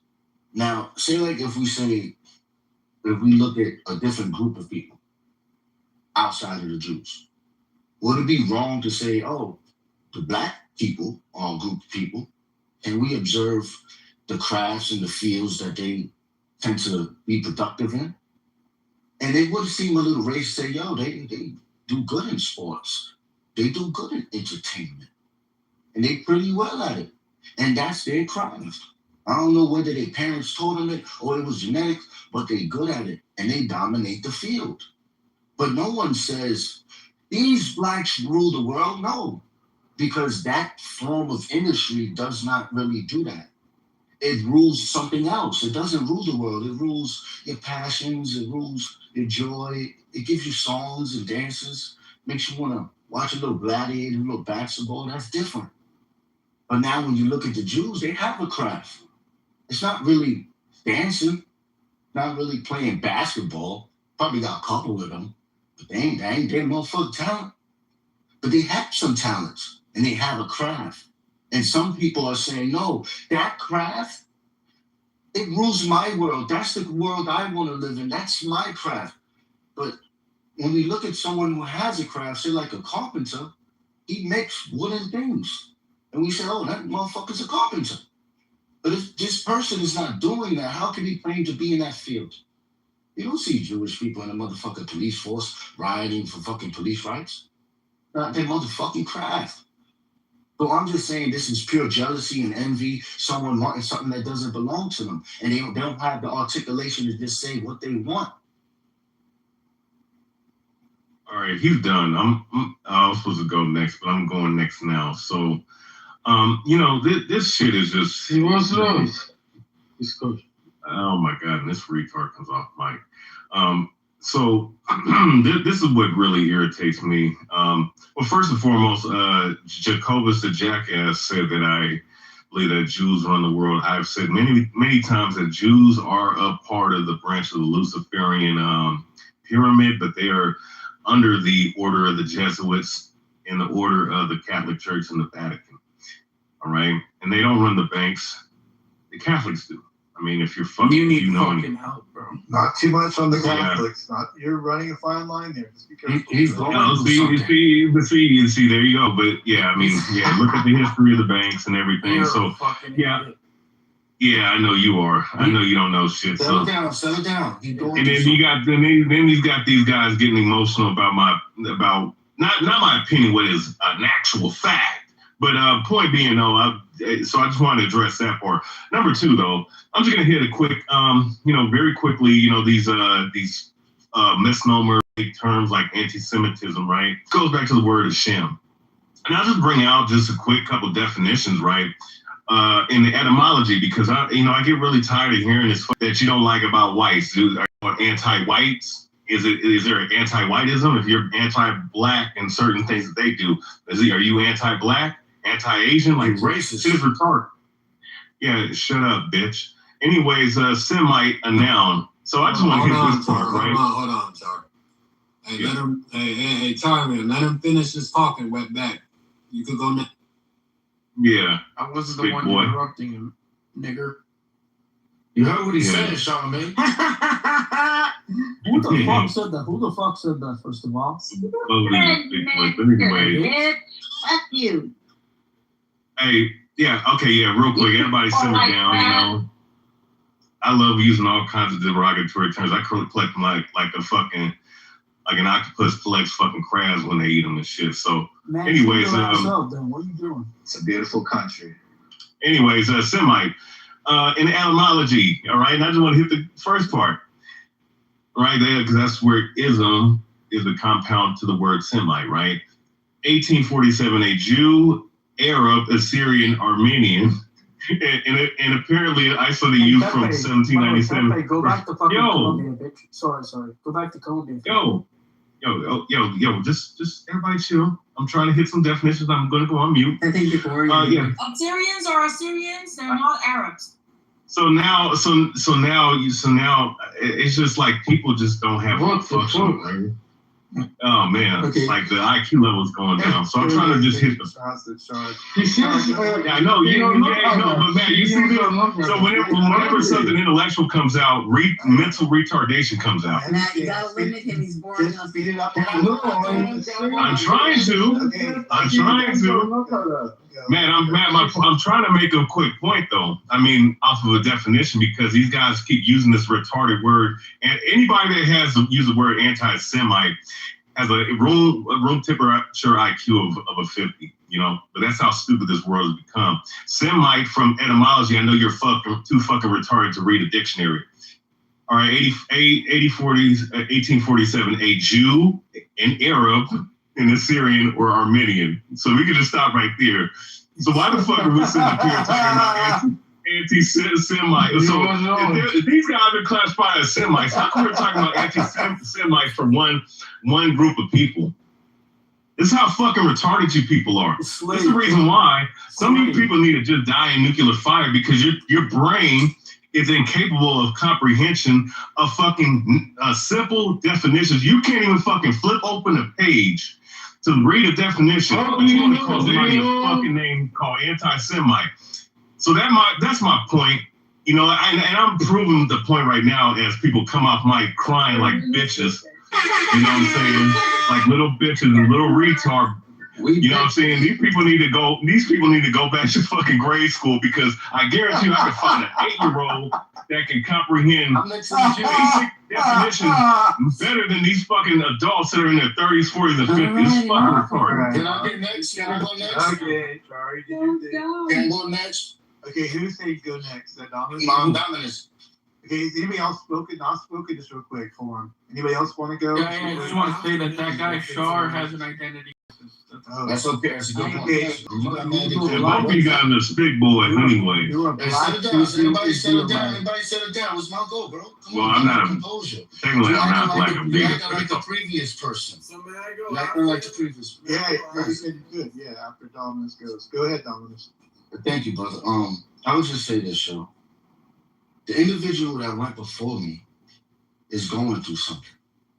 And what we need to realize is that when we speak of anti-Semitism, yes, we colloquially understand it referring to the Jews, but we are forgetting one that has sort of relinquished their race. I believe it's in the Christian Bible. It says, there's neither Jew nor Greek nor Gentile. We are all one under Christ, right? So in their eyes, there is no race. So when they start accusing Jews of things, yes, it is anti-Semitism, even if they may be of the same stock, right? So now even the Muslims could be accused of that as well, yeah, for their Arabs. So now, what we need to understand, so now, settle down, brother. What we need to understand is, when we speak of identity, we need to understand that daily, each and every one of you try to negotiate who you are. And in that, some of you want to be known as your occupation, of your families, your heritage, your genealogies, whatever it may be. But those who truly exist and are heard and articulate themselves in a way that others feel and get encouraged, these people have a different type of identity. It is based on their I and not their you. Not on things people find subjective in their shame and always conscious of how they're observed. So yes, Charizard, I'm gonna pray for you. I got you, bro. I'm pray for you. Pray yourself, this big boy. Wait, easy, guys. Okay, Z, go ahead. Z, blah, whatever your name is down there. Yeah. No, so I was gonna say, look, I'm someone who's of Iranian descent. Like, I know what's going on with the club. So first of all, the United States started this war because its petrodollar is in decline. There's Iranian people on Clubhouse going around saying that America didn't bomb Minob and the school children, and that the Iranian government themselves did it. So when you're talking to Iranians, I wouldn't take their opinions too seriously because they don't understand. As many problems as the Islamic Republic has, it's the only thing standing in front of Greater Israel. And this expansionism, like goals that they have to take over from Nile to Euphrates and stuff. This is real stuff. This is stuff that John Mearsheimer. Yeah, no, this is actual real stuff. John Mearsheimer and all these people have come out on podcasts recently and said the United States has lost this war, and that it's basically tit for tat. It's complete. You're talking to Iranian people on Clubhouse who are just sorry. They don't know what they're talking about. I'm not saying I don't know what I'm talking about, but you need to listen to the retired generals, people like John Mearsheimer, coming out on podcasts. People that you think wouldn't even go on some like generic podcast like John Mearsheimer. He's an author who's anti-Semitism. Hold on. I was next, please. I was next. Who's this John? Okay. B. Okay, carry on. I just want to double check. The G keeps interrupting you, so I can't understand what you're saying. Who's that? Shut the fuck up, bitch. Oh, yeah, it's Ruger. Okay, go ahead.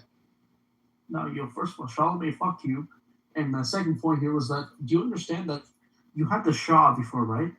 His father was adept, but he accused the Jews. I understand, but listen, I mean, we love you. Look at his son. His son's a cuck. I know, but what I'm saying is that one form of tyranny was replaced with another.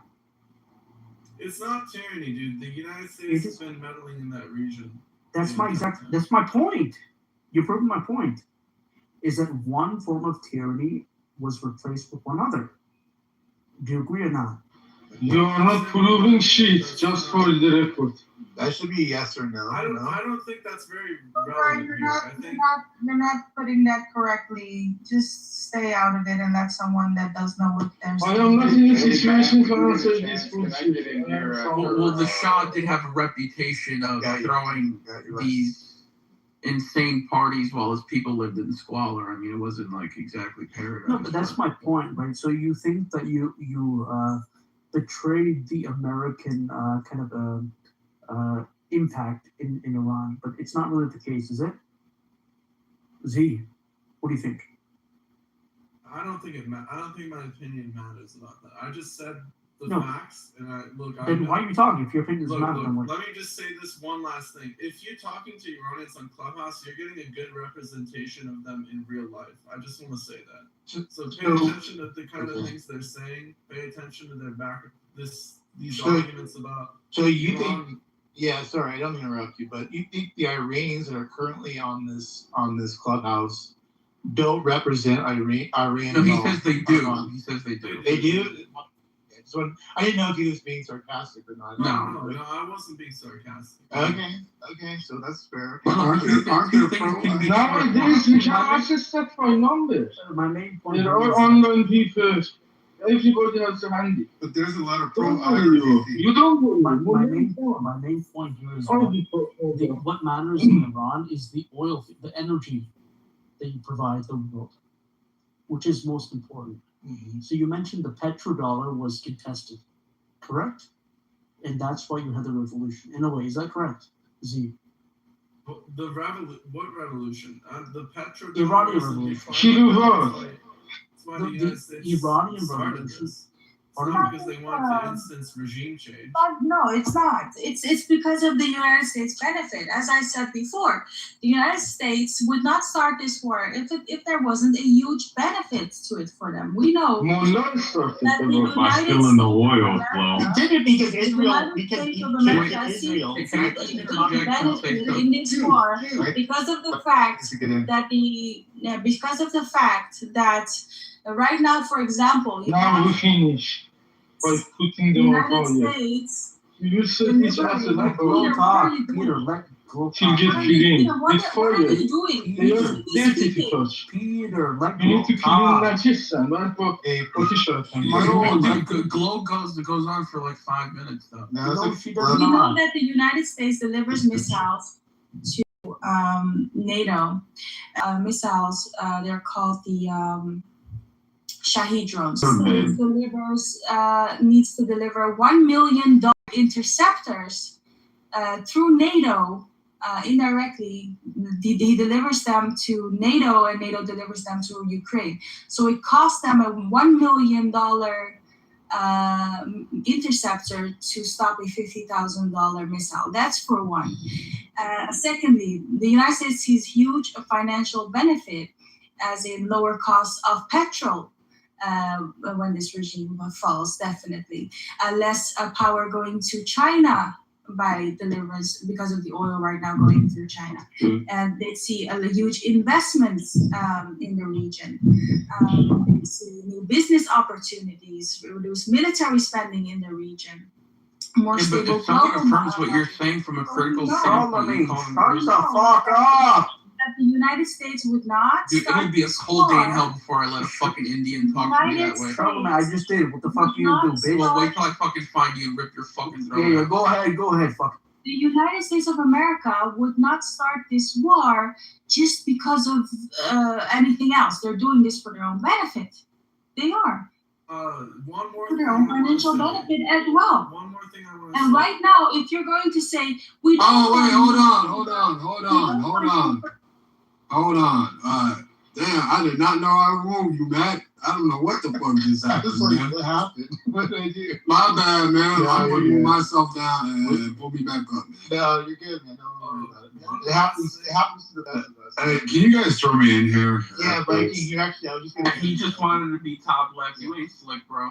No way, man. That's what I said. He's stealing my room. Move your ass down like a good boy. Like a good house. Charlamagne, nobody fucking All talking right, to all me. right. Fucking thank you. Okay, Viking's got the mic. Viking's got the mic. Go for it. Yeah, I love when people take Mersheimer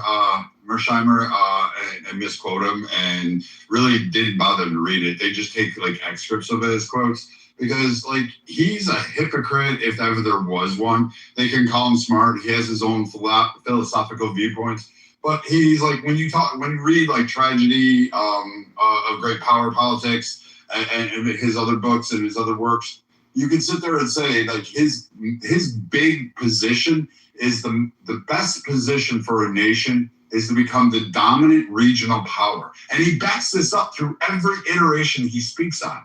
And then he flip-flops and says, well, let me talk about the Israeli conflict. Let me talk about this. And he gives his takes. But in his writings, he talks that a regional power must succeed and be that it is to remain dominant, as well as understand that there is no government that exists that can prevent that regional power from seeking that dominance and retaining that if it has strong do so. So, and he states, furthermore, that regional power, including all regional powers, must seek to maximize their power, their influence, and control over regionalities across the globe in order to maintain their people. So yeah, but that doesn't mean that his entire analysis is flawed, though. I mean, I do agree. Like, he doesn't really implement his realist, like, what is it, anarchist globalism? Because he'll support Russia's invasion of Ukraine, right, on the basis that Russia is well within the right to protect their regional, hegemony. But like, he'll take the opposite position when it comes to like Trump and Venezuela, right? Like, yeah. So yeah, I mean, I agree, but I don't think that takes away from. I think his analysis. I think he makes critical points, dude. Like, I have no problem with that. Like, I think he can hit on some things, but overall, when people start quoting him, they really don't. I know, but to me, I don't just throw the baby out with the bathwater with Mearsheimer. I think he's like, when it comes to Israel and the lobby and stuff, I think a lot of what he says is, for the most part. You're not making fun of what I said, but you want to know which podcast he was on, which was very. I understand. He's done many lectures. He did shit at Cornell too. The whole thing is that he's, throughout his career, he's been hypocritical. Like, he'll make, like what Goo just said, he'll make a salient point, but then he'll flip it and say, you know what, in this case, this is all perfectly fine. And he'll be hypocritical. He cherry picks what he wants to endorse and what he wants to oppose. Larry Wilkerson, all the retired CIA generals, all these people, they're saying the same thing. But regardless, you bring up Ukraine. Ukraine is like a biolabs for Americans, man. What's her name? The architect of the Iraq War, what was her name? She came out on. Who was in the art? She's the wife of one of the architects, Victoria Nuland. I forget her name. She came out. Victoria Nuland. She basically had a testimony where she admitted that there was biolabs there. So did the Chinese do COVID? Did the Americans do COVID? I'm not going to get into this, but you have to ask yourself, why is this entire thing with Ukraine starting? With Russia and Ukraine, I don't think it's as simple as the generics that anybody else. Really? Why couldn't it be that simple? Because Russia has actually clearly showed what their intent is. They want access to the seaports, those deep water ports.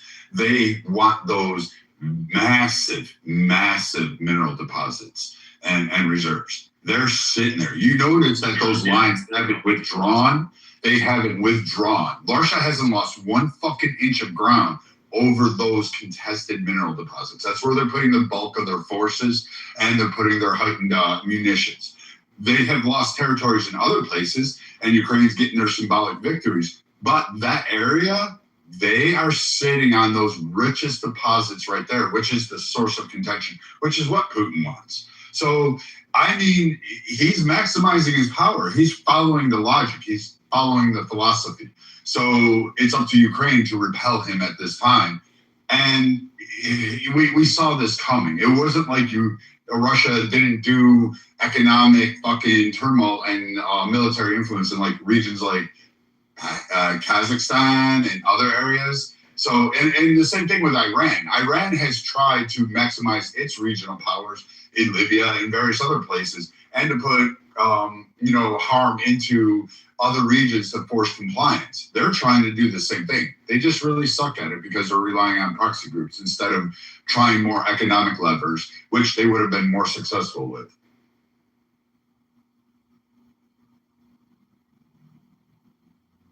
Anyways, the trolling in the chat and all this, man, I don't know what to say about this. You would even make an argument probably that you're not willing for the rest of the world to have cheaper oil prices, but however, you have no problem with the fact that for the past 47 years, you're kind of admitting that this is going to China, and all the money is being spent on terrorism. You don't have a problem with all that money going absolutely fucking That's not true. I know him. He criticized obtuse when it comes it's entirely possible to criticize the oppressive nature of the Islamic regime and simultaneously recognizing that its removal would serve the strategic interests of the United States and Israel. Those two things are not mutually exclusive.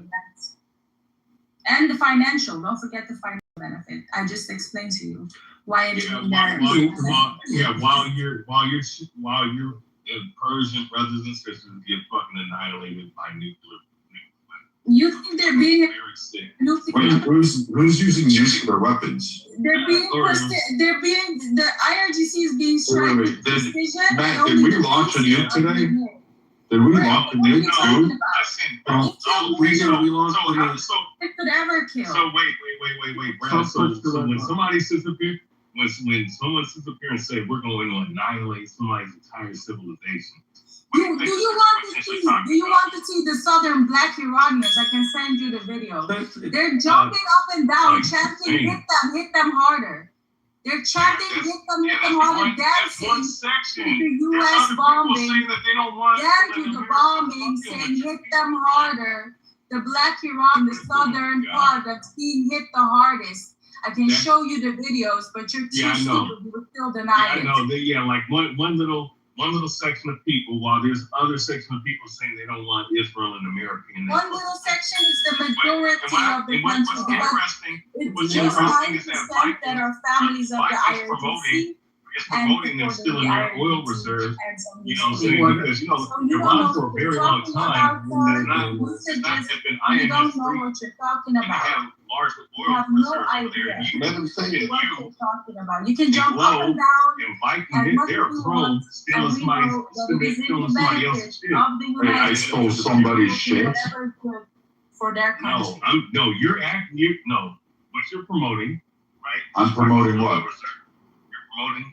I don't give a fuck. I'm for America. So whatever America's interests are, I don't get. I would go in and fucking for a whole country. What are you fucking talking about? Brad, you're arguing with someone who thinks the Pope controls the entire world. That's true.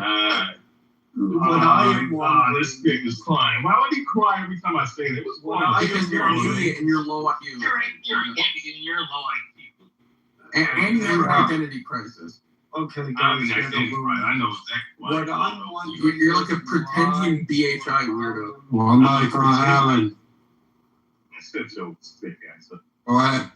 Thank you, Jose. Yeah, what I'm wondering is why it is a bad thing for a foreign country to help serve the interests of the United States. Why do we keep demonizing that? Rather, it's a smart thing to do.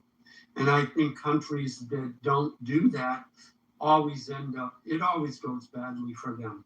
You look at the countries in the Middle East that do cooperate with the United States, things are good for them.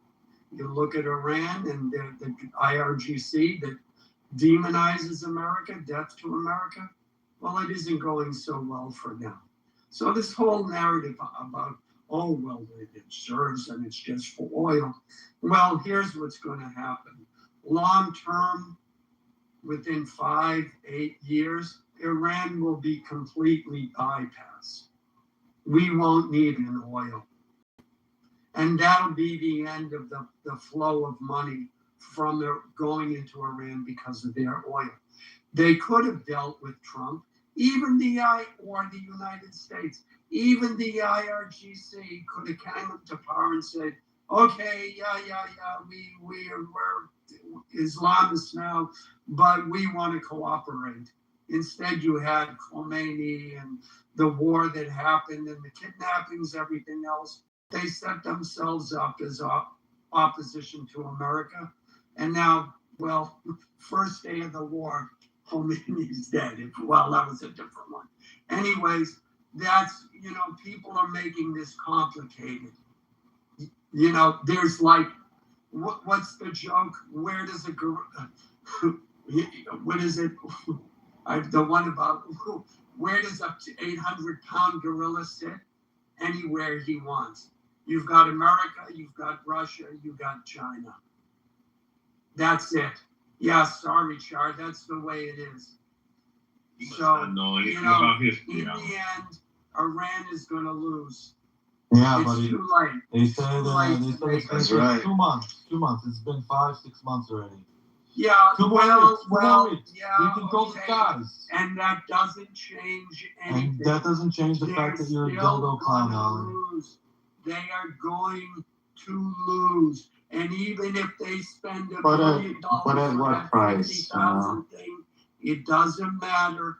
They are going to lose because America has a No evidence switch. of that. It can Alan, pull, yeah. There's no evidence of that. America The question is at what price? America just needs to understand that it's not worth it. Iran, no, it's not running out of ammunition. America needs to understand that this war is not worth You it. can be sure. That's you guys. It's hilarious. Well, guys, let's say that Alan's right? Let's say Alan's right, and then the question is at what price, right? Yeah, So Matthew. the question is at You're what the price? only reasonable. Matthew, you just came into the room. You All haven't right. heard the conversation. So Let Adam is there? America has a button it can push. It can level Iran. We know that. Trump has threatened it. Is there a button that Iran can push that will level the entire United States? The answer is no. Well, let me It speak can to close this. down Yeah. ports, but that's it. Do you think the United States would? Well, let me speak to what you just. So no, it is. I'll speak to what you're saying. Responding to what you're saying. Exactly what you're saying. So it is possible, hypothetically, that the United States could send an atomic bomb to Iran. Hypothetically, it's true. Oh, okay. But let's say it completely destroys it. It seems to me, it does seem to me, nobody can argue with the fact that the United States has the world's largest military. That's true, right? This is all basics, right? But the question is, every time the United States continues to accelerate its attack on Iran, Iran seems to say, and it's been doing this from the beginning, I'm going to make it very expensive not only for you, but for the entire world. So yes, you can do us, but I'm going to take the world's economy down with it. So yesterday, or was it this morning, they attacked a port in Egypt, right? And I would have to assume that Iran, its plan is every time it gets attacked, it's just going to blow up a new oil factory. And it'll do that to all of the oil factories throughout the entire Middle East and completely destroy the world's economy if we keep attacking it. I think that's the message that they're giving us. Now, whether they can do that, whether they're being... It's going to be ineffective in the long run. That's the problem. It could really screw up our economy. Yeah. Sorry. And all we have to do is last another 3, 4, 5 years, and Iran will be bypassed. And then they will be... if they continue to keep bombing those other ports, then that even makes bombing them and destroying their infrastructure, their bridges and their oil facilities, even easier, and that's the end of them. Right. So it's a game of who can take more pain. Yeah, it's a game of who. And then there's one other piece, and I'll shut up. They're willing to bet that, totalitarian or because they're undemocratic, nobody's going to throw them out, that they're going to be able to outlast us. So what they're hoping is that they put so much pain on our side that we eventually vote in people who just leave Iran alone. So I think that's what the game is. No, yeah. And I understand that too. That's right. We did such a good job with Venezuela. Doesn't matter anymore. We're going to be pumping our own oil. Drill, baby, drill. I hope you're joking, because a lot of those oil plants in Venezuela are offline. It's going to take hundreds of billions of dollars to fix that. Chevron was there in the 80s. It'll come back. Yeah, so I think what Iran's saying is that, look, we can take more pain than you guys can. And I think there's also one other tactic to their weapon, is that they want the world to view the United States, and especially Israel, as being incredibly selfish. So I think the reason that Iran is actually not attacking Israel very strategic because they want the rest of the world to blame Israel for all of the world's economy, and probably because the history of anti-Semitism, Iran can probably always use that to their advantage as well. To say like, look, the Jews are messing with the economy again, like they always do, blah blah blah blah, and I think that is part of their strategy. To say. Yeah. Well, thank you. Yeah, I Are think you that done speaking? Because I wanted to respond. Succinctly. Are you done now? Well, I'm done. Alan, you have the mic. You have the mic more than anyone. I'm done.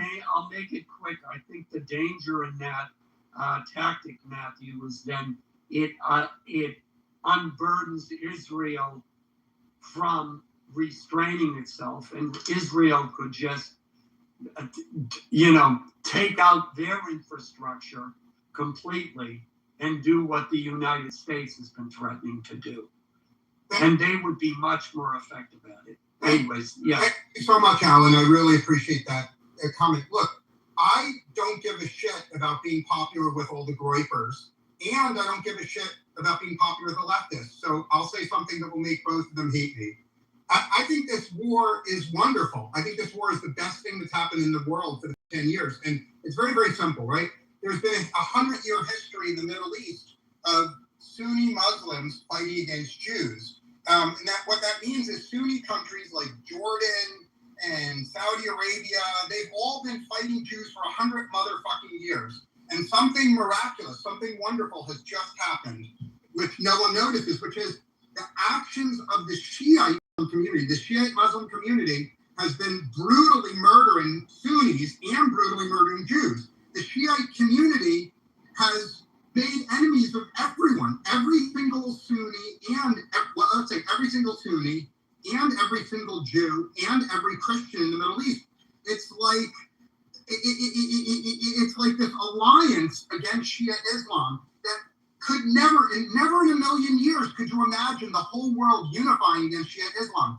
So the mullahs, the IRGC, I am so grateful and so thankful to them. And I want them to continue brutally killing Sunnis because, and I'm gonna land my plane here, the more that the Shia community kills Sunnis, the more they unify. And I predict, I'm the only fucking person in the room, I predict there will be a peace treaty between Saudi Arabia and Israel. I think all the Sunni countries, every motherfucking Sunni country will recognize Israel and Israeli troops who are training Saudi troops. And I actually predict, the Saudi military is much bigger than Israel's military. Saudi Arabia has more planes, they have more soldiers, they have more of everything. Now, obviously, the Saudi soldiers are incompetent compared to Jewish soldiers. We all know that.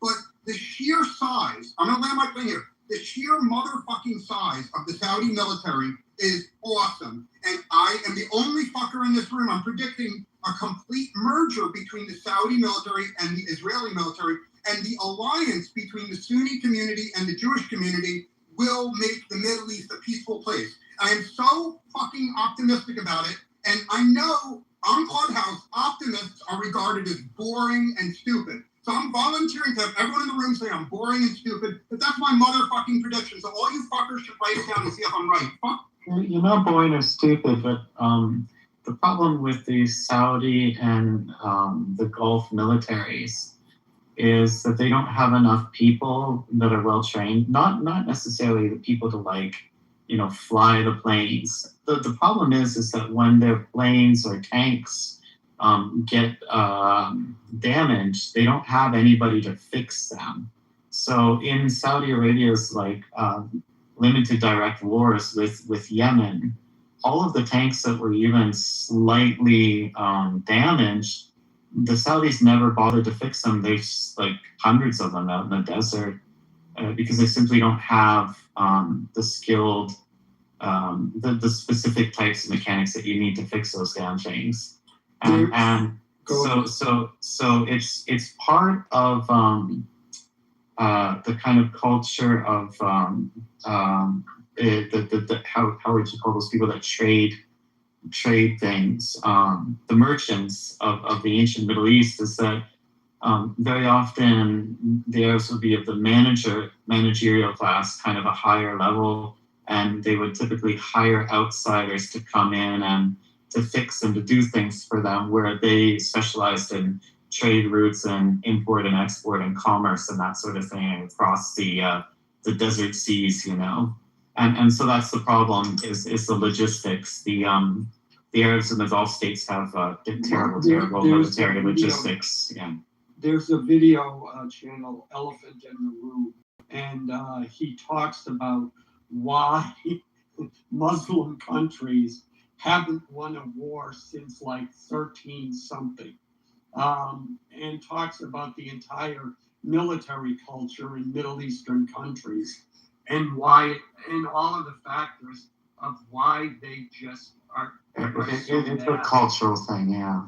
Yeah. I mean, there's no trust between vetoed by the idea of, and they come to, and the it was Egyptian or Arab, I forget which, says, oh, but there's always someone here, and they're standing at the door with nobody guarding the door, and the guy is saying, yeah, but there's always someone here. He couldn't, you know, how can you even begin to make corrections in a military that has no accountability, because their sense of honor and saving face overrides even security. It reminds me of that story about the did you hear about the Korean airliner?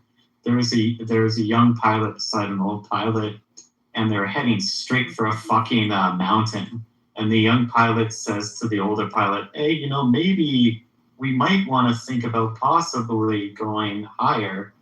But he didn't want to like disrespect his elder, you know. The Koreans are very similar. But that's why I think Iran has been able to basically bomb and shoot into Saudi Arabia and all these Gulf states with impunity, because there's so much, you know, I mean, at this moment, the Persians are the rulers of at least the eastern side of the Middle East. Yeah, and I think it's very helpful. I think you're completely right. I think the fact that the Shiite Islamic community is murdering so many Sunni civilians, not just Sunni soldiers, but Sunni civilians are dying.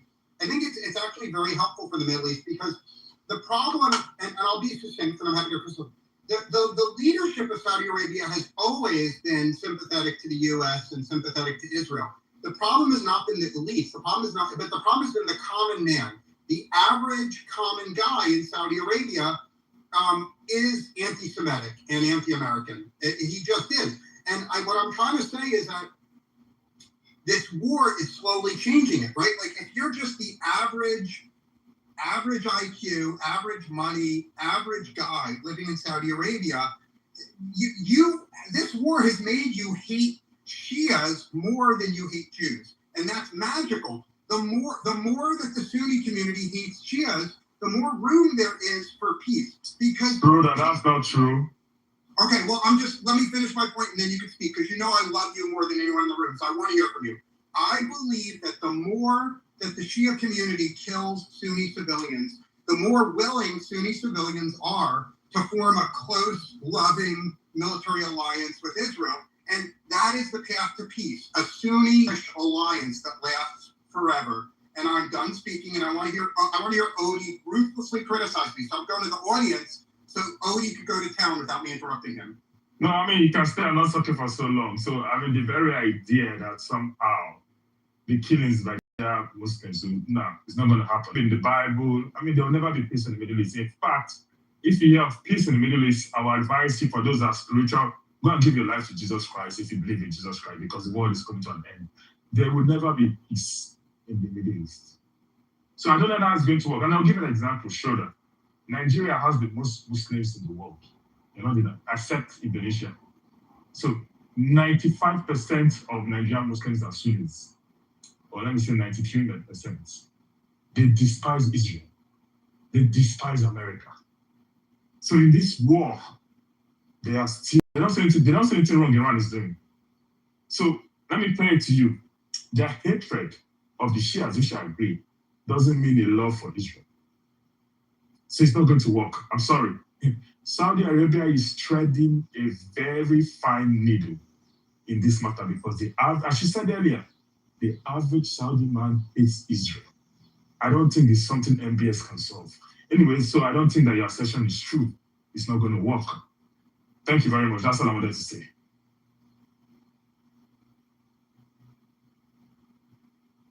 You know what? Shorter, is Shorter still here? No, he's down. He's down in the audience. Is there what's up, man? Hey, what up, King? Odie, just real quick. Is that resistance? Oh my. There's always one question. Yeah. The voice of the people is here. Yeah, here you go. Just one question I asked. Better. Do you want peace in the Middle East? That's my question to you, Odie. And my rhetorical question is, how can it be peace with certain peoples? I'm in the store, that's why I can't say. How can it be peace with certain people? No, you answer the question, Matt. Okay. Well, how can it be peace with certain people? Can you live in those places comfortably, Matt? I mean, you're white. Can you really live there comfortably? Have you been to those places? You have a green zone. Why do you have a green zone? Really, there's peace. But there can be no peace in Middle East without removing mullahs from power in Iran. I live in Iran and right now, so I know the root of the cancer, which starts in Iran, in the Tehran, in the heads of the this shit is crazy. sick mullahs. Respectfully asked if there was a line. Yeah, spawn, and then this guy would just come and start talking. Who's this? Quickly, before this goes off the rails, let's go on mute for a second. I'll get to you in a second. Resistance. Let's see. First off, I'm just going to start with that last question I asked Odie. Do you want peace in the Middle East? I don't even know what you want. You've been on this app doing your thing this whole show. Where are you on that? Do you even want peace in the Middle East with all the stuff you've been going on about? I think for people such as yourself, it's an absurd and a ridiculous question only because that's not the real question. The real question is, do those European colonizers want to give peace to the Palestinians? Because that's the issue.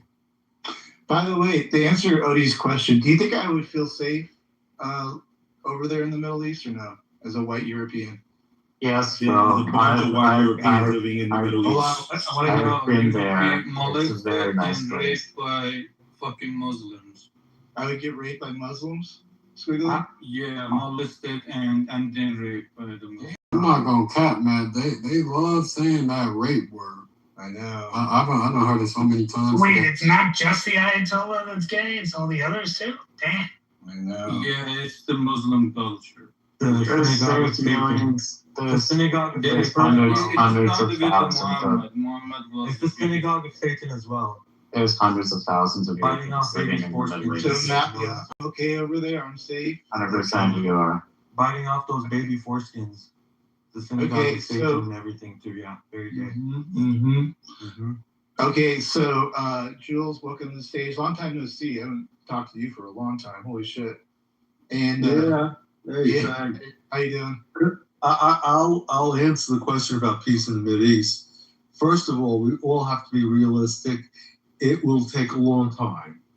And the reason I say that is because in Muslim countries, they have to stop teaching in the schools about war and superiority, and they just have to start teaching subjects like math and science and peace. And that's going to take generations to happen. Who says they don't teach that? So they don't teach. Where in the world? When were you educated in the Middle They East? don't have the best scientists and mathematicians in those areas of the world? They have great scientists and So what are mathematicians. you fucking talking out of your ass for, Jules?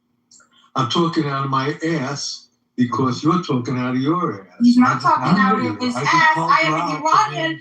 I was just born called you there. out They for teach sounding us me. bigoted. They They teach teach us hate.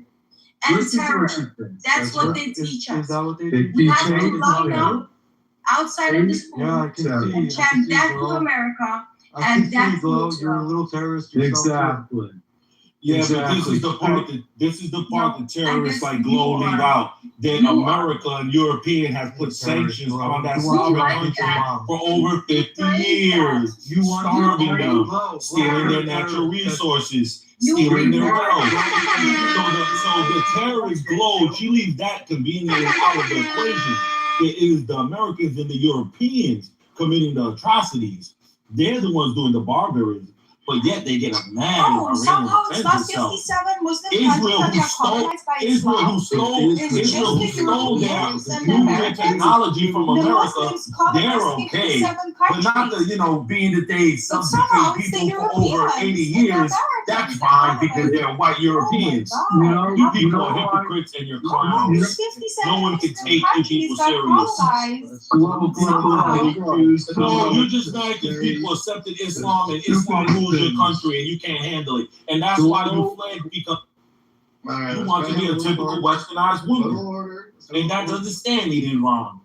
It doesn't belong to our country. It's been here for just 47 years. The Ayatollahs have it as theirs. Go away and you can cry me a fucking river. It's just 47 years, bitch. That's what you're doing. You're crying. You're begging America. No more high heels, I don't need to beg. I don't need to beg. They're doing it for their own interest. And you can go cry me a river because they're not going to stop for you. Well, listen. You live outside of Iran. Yes, I do. Go fuck yourself. I have my own family there. And your family hates you there. Go do it. You can go sell your ass. You're a fucking degenerate. Now, sell your degenerate. Go out there and take your ass. If you're so keen on love the movement, come and live in your own. You traitor. Why don't you go live? No, we got hard work to do here in America. The mullahs got it under control over there. Don't worry. The mullahs got it under control. I'm over here fighting to get stabbed on the west side anymore. Hey, resistance, stop it. Come on. Okay, Jules, are you done with your submission or are you good? What are you going on there? I'll finish with this, and Glow gave me an idea. The reason why I'm right is because you see that immigration's going one way. It's going from Muslim countries into Western countries. How come you don't see it going from Western countries into Muslim countries? Glow, you're 100% right. See? I respect it. Yes. Thank you. Because if you look into history, if you just read a fucking book, and you look at geopolitical changes during the past decades, the Muslims have invaded and colonized the most ever in history. You know she didn't read a book because it was the Western country who took out your shore, you dumb bimbo. They took them out. It wasn't the Muslims. It was the Americans and the Europeans that made you guys suffer. And now you're begging for more help. You really need an education. Bimbo. I just want to clarify something. I think majority of us that are against this invasion against Iran, I think majority of us are not denying the humanity and oppression that is completely been taking place in Iran. You don't need to worry about humanity. Worry about the United States. Listen, Glow. You don't give a fuck. Don't act like you do. Glow. We don't need you to worry, Gab. Listen, it's not the way. Gab, she's not worried about it. That's why she left. She left her parents to suffer. She's a coward. Resistance, it's not the way. Glow, listen. I'm not justifying Devin, stop sniffing kosher cocaine. I'm not justifying myself to you, Glow. You're a nobody for me to justify, and I'm not justifying myself to anybody. I'm just trying to explain the line of logic for most of us. Okay? Nobody's denying the internal struggle of the Iranian people. Okay? Majority of us are not denying that.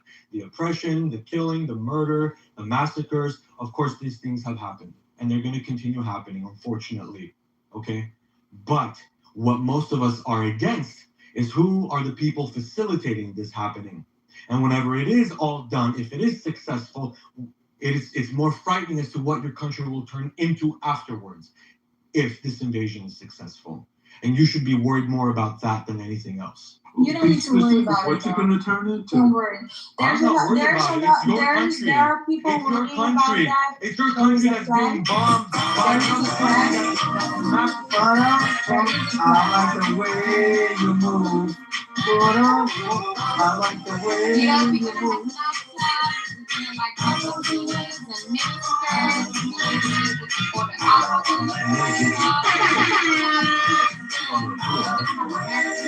Visiting us.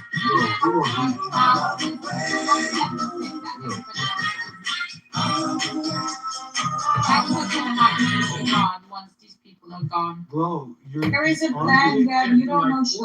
No, I know what the plan is, bro. I got a counter argument. The only thing that's gonna happen in Iran is more burgers, more Sharia law, no women being prostitutes, no malls. You're gonna suffer. I know what the plan is. It happened to my country. And I feel sorry for you to be on that side. And when it happens, there's no going back. There's no Iranians going are back. not the same as you. May I say my opinion You personally can never be us. You personally can never be us. You personally can never be us. No, I'm not proud of this. Yeah, you are. Yes, you are. You stupid. All right, you're off to the goo. Don't be calling the mods bitch like that. Don't do that. Quickly, go ahead. Go ahead. Make your submission. Go ahead. And what people are not happy about is it directly affects the Iranian people and makes them more miserable. And we don't like that. But before this war happens, we were on the streets and we were protesting against this regime. And around more than 50,000 people have died for saving their country from this maniacs in Iran. So Trump and used this as a card against this regime. He said, I will come and save you. We are locked and loaded. And if this regime kills Iranian people again, I will strike them hard. But he didn't. And he's the president of the United States. His words supposed to mean something, and his words supposed to have value. And so many people were ease in mind, and they came to the street and got slaughtered by these maniacs, by IRGC in the streets. And after that, this war happened. When Khamenei, the killer of the people of Iran, got targeted, we were very happy. But after a while, Trump said, go to your houses. I will tell you when you can come on the street and take your government back. But he never said when. And he hasn't done that until now. But we were on the street, we were protesting against this regime, but we think Trump helped this regime in a way, but it wants to have peace in this region. He must remove us from power, not helping them, not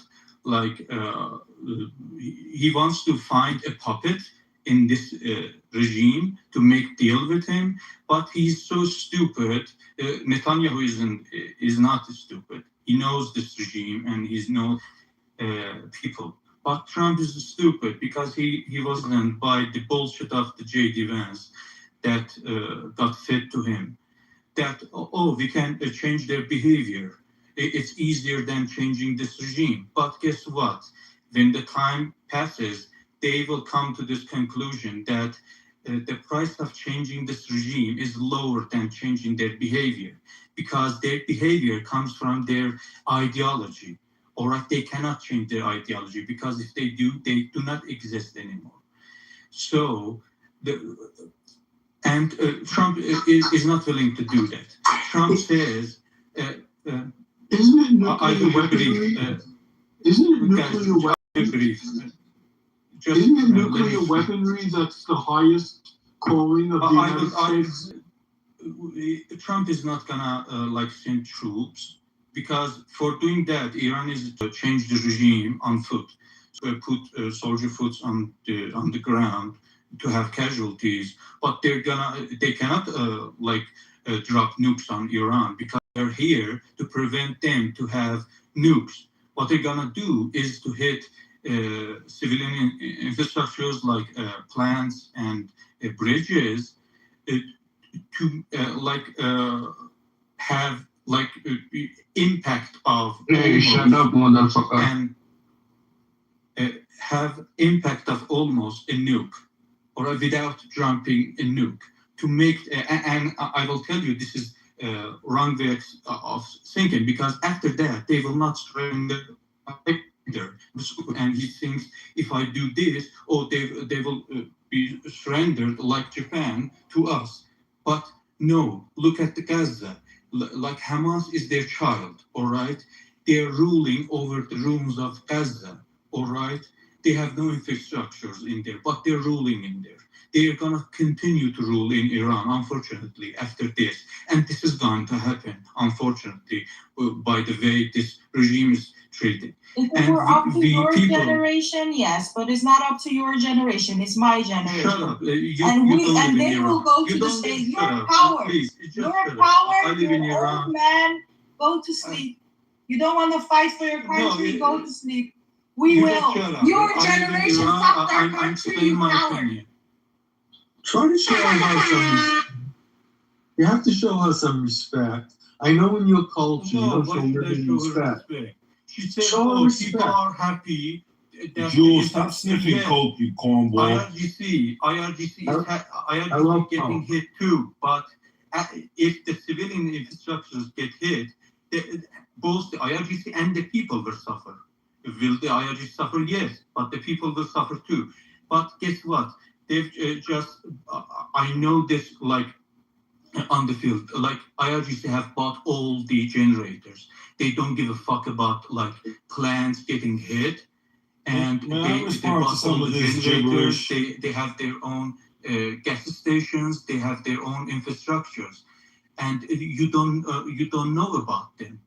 But these infrastructures that Trump is going to hit is going to impact the Iranian people. Okay. If Trump wants truly, treat this cancer, I will be, if Trump truly wants to remove this cancer from the Middle East, shut up. You shut up. You're saying the same thing over and over, you moron. If Trump or US wants to truly remove this cancer from this world, they must do it properly. They must change the regime. They cannot change their behavior, and unfortunately, that's what morons like J.D. Vance are feeding to Donald Trump. Okay, I appreciate it. Okay, Jules, go ahead. What do you got? No, I think he's crazy. I think regime has to be changed, and Trump has structured the war for some agreement to take place, but now we see he realizes you cannot trust the leadership of Iran. No matter how many layers of leadership, it's still the same Islamic crazies that want to rule the world. So what he wants to do is weaken them, and he's waiting for trying to get an uprising within the country. And it's going to happen soon. Maybe not soon enough because he's worried about the midterm elections, which I don't blame him, but he can't stop. He has to keep going. Iran cannot be a nuclear power. They cannot stop the flow of oil throughout the world. And until they understand that, we're going to have to change regime for that to happen. And that's what's going to happen. Can I finally speak to these idiots? Air campaigning and bombing, not changing. Look, the other idiots trying to go again. Okay, resistance. I gotta debunk these two dick with alcohol cokeheads. Number one, the fake Iranian over here. Your lies don't work anymore. They're stupid. Number one, tens of millions of Iranians went to the Ayatollah's funeral proceeding. People seen this across the globe. You guys are full of shit. Tens of millions of people went to the Iranian Ayatollah's burial. Everyone seen it. It was covered by international journalists from all over the Western Hemisphere. That's number one. Number two, the Israeli government themselves admitted that they are the barbarians that started those fucking fake riots. They armed Mossad. They were killing the actual police in Iran, and it was only about 30-something hundred people. 50,000, not only 50,000 that died was the 50,000 dicks that you sucked. That's about it. It's the only thing that died. So that's number one. No 50,000. It's been debunked by Western journalists. It didn't happen. There no bodies are there. It's all in your imagination because you're an idiot. Now to Jules. They're not going to do regime change. Why? Because the Ayatollahs got a long list of Ayatollahs. They're going to take over. They're going to run the country the way they want. It was democratically elected by the Iranians, and there's nothing that these cowards that run from their country could do about it. There's not going to be titty bars. There's not going to be malls. It's not happening. Deal with the reality. Stop begging. Stop begging America for their tax dollars. Stop begging America for our weaponry. We don't want to give it to you. Do you want them to be? We want the Iranian people to figure it out themselves. I'm asking you a question. We don't want Israel to get any money neither. Yeah, we want you guys to be destroyed. We're tired of you. One question. The real barbarians are the Western Alliance with their regime. They are terrorists. They like starving, maiming, murdering, and raping people. Want nuclear armed Iran. We don't want a nuclear-armed Israel. Y'all stole our weapons. You stole our weaponry, you cocksucker. We want Israel to cease to exist. You're a terrorist state. You stole our ideas. You stole our weapons. You killed a lot of Americans. The USS Liberty. Fuck Israel. Israel to my dick. Even one question. Israel stole our nuclear weapons. We're going to destroy them. Death to Israel is America first. America first. Yeah, America first. So, Resistance, do you favor Iran with nuclear weaponry? Yes, we need them to blow Israel to smithereens. What about the United States? Won't they also hit Europe? Hold on. And let me just say this real quick. This is the hypocrisy, right? These people claim that Donald Trump is trying to help the Middle East and not let the Muslims, because that's what they say, the Muslims and Islam get new weapons. Hey, hold up. Donald Trump is trying to get Saudi Arabia a nuclear facility. I'm talking to you. How does that make sense? Listen, Why boy, is Donald Trump trying to get Saudi Arabia? Listen, boy.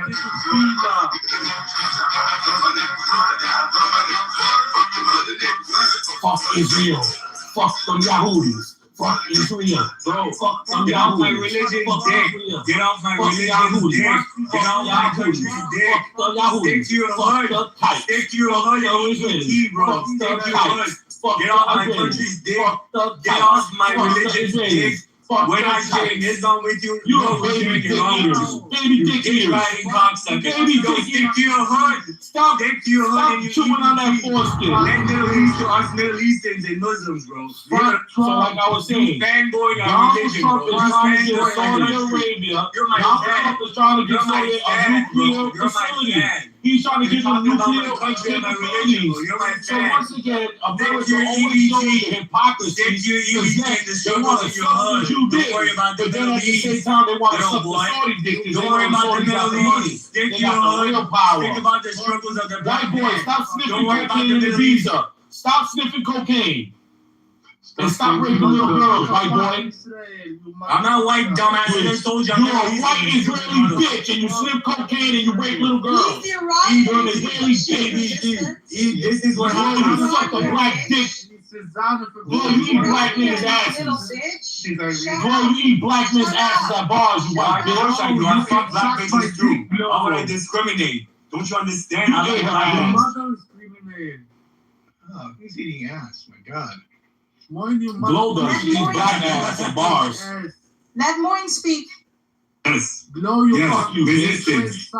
Nor are you Muslim, nor are you Iranian. So why you fanboying? Mia doing down there? Mia, what do you got going on?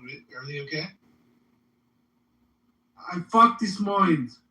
Fuck who? and if I grow in S. What position? What position are you gonna post me? You Ibn Shamuta. This is good. This is really good. Listen, stick around with me. By the way, do you guys know Peter is IRG? Yeah. What's up? Yeah, just hold up. What are you doing? I don't know. What do you want to talk about? What are you up to? I'm here to expose Peter as an IRGC supporter. Peter, do you have anything to say for yourself? What did Peter do? Oh, is he not around? Okay, no, I came to troll Peter, actually. Act all day long. I don't know what Peter's done. I love thinking on Peter. No, Peter is a drag. That's why you can't recognize Yeah, sure. him. It's just about him. Yeah, just give me a second. Hold on. So that's all you came up to do is attack Peter? I mean, No. I actually came for resistance, but I'm done now. Now you want to go after resistance? What did he do? No, listen. The fact that he said the Fuck reporter those Persians in their debunked it. asses. Which reporter went into Iran to fact check these things? Now let's talk serious, right? There's been no fact checking groups or any party in Iran for him to say it's been debunked. How can you debunk something that's not been The debunked? Guardian, many Western journalists of Britain, they all reported on it. Okay, They just let everybody else think for themselves. Piers Okay? Morgan show. You what guys talking about? believe They debunked the when lies. there's nobody has ever been there to check anything, they know what's a fact. And we can't hear with resistance. We're talking over people. Go ahead, finish it. Yeah. So there's been no parties or any non-government organization or any third party that's been in Iran to fact check if how many people have been killed.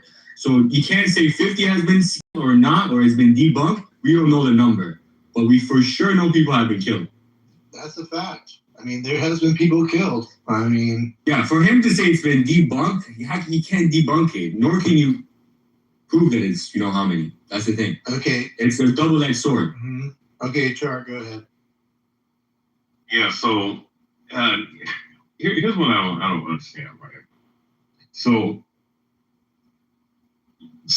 people earlier were sitting up here saying that this isn't about oil, this isn't about taking over resources, this is just about getting rid of the IRGC. So look, I mean, look, Iran has been IMF free. They have had their own shit for a very long time. They've had these oil reserves for in different resources for a very long time, and not shared it with pretty much, I think, with the European Union and NATO and whatnot. So I'm just trying to understand, like nobody's promoting the IRGC, or at least nobody right now, or that's on the stage is promoting, right? I'm just trying to understand, like, why are you guys acting like? I guess because maybe they're extremist Islamists and whatnot, and they do a lot of things, but we're acting here like a lot of these people are acting like the entities of America and Israel don't do certain shit to fuck with other people's country just so they can go up and take resources and do certain things, man. I'm just trying to understand, like, what do you think is going to happen when they get? Let's say if they were to get rid of this regime, what do you think is going to happen over there? I can answer that question if you like me to, but I'll let other people speak. It's a good I can clearly answer that for you. I'm compounding the question. Let's let Devin. That's a question, right? Sure. Yeah. Just want to ask one more question before I go. One more question before I go on mute. So let's say if America was to get rid of Iran's leadership and whatnot, it's a great question. What do you think is going to happen to the citizens? And do you think it's going to be a good thing for the citizens of Iran when they start to Americanize that country? Do you think that's a good thing? Yeah. Listen, I can say, can I answer as an Iranian? Hold up, brother. Can I answer as an Iranian? Hold up. We'll go Mo and then we'll go Alan. Yeah, sure. I'll answer your question very simply. I wanted to respond to his lies. Hold up. I got you. Bro. I got you. Just wait. Hold up. Go through that line. Yeah. I'll answer. I'm going to do it real quick, Matt, so I know other people want to talk. Answer your question, Char. Yes, it'll be really beneficial to the people, and the people are already planning on the transition to westernizing the country in terms of constitutional laws, civil laws, and reform plans and recognition of other places. Boom! Don't throw down resistance, you guys. BB, I know that's probably you, but just don't do that now. Okay, Alan, go for it. Yeah. Iran was always a secular country. and prided itself on not being like the other religious wackos in the other Middle Eastern countries. What'll happen is it will return to being a country like that. It deals with the West, how it deals with America, that remains to be seen. But the people do not like being under an evil entity, and they will be more than happy when it is gone. And as I said, the main benefit will be a nudie bar on every corner. I don't think that'll be the main benefit, Alan. But, Well, it depends on your perspective. I mean, not Really, buying. but Iran will be the nudie bar capital of the world. I mean, it is a benefit, though. You gotta admit, I mean, for some people. So Yeah, so just, hold on. Yeah, just hold on. I'm gonna finish here. I'm gonna finish here because I'm gonna just finish it here, and I'll go on mute. So basically, what you're saying is you're gonna destroy, kind of similar how America did Japan, where they took away a lot of their cultural aspects, put them in the trilateral commission, and pretty much amalgamated a lot of these Western philosophies to that country, and pretty much sucked the soul out of these people. That's subjective. Sucking the soul. That's enough. That's subjective. That's not objective. That's gonna happen. They're gonna have culture before this regime, right? You do realize that. I studied the Persian Empire very extensively. We still celebrate our Zoroastrian culture and traditions and New Year's and everything. So we have a culture besides Islam. I don't know if you knew, but now you know. And someone else I'm not even mentioning Islam. I mean, you guys used to worship Shiva and Vishnu. I mean, you guys have a whole bunch of different. You idiot! You stupid fuck! Well, yeah, you guys worship that shit too. What the fuck is talking about? You're mistaken Ahura Mazda. Okay, look, but here's the thing, though, right? So here's what's gonna happen. Oh my God, you're stupid. They're going. Okay, here's what's gonna end up happening. They're gonna end up putting all kinds of restaurants and bars.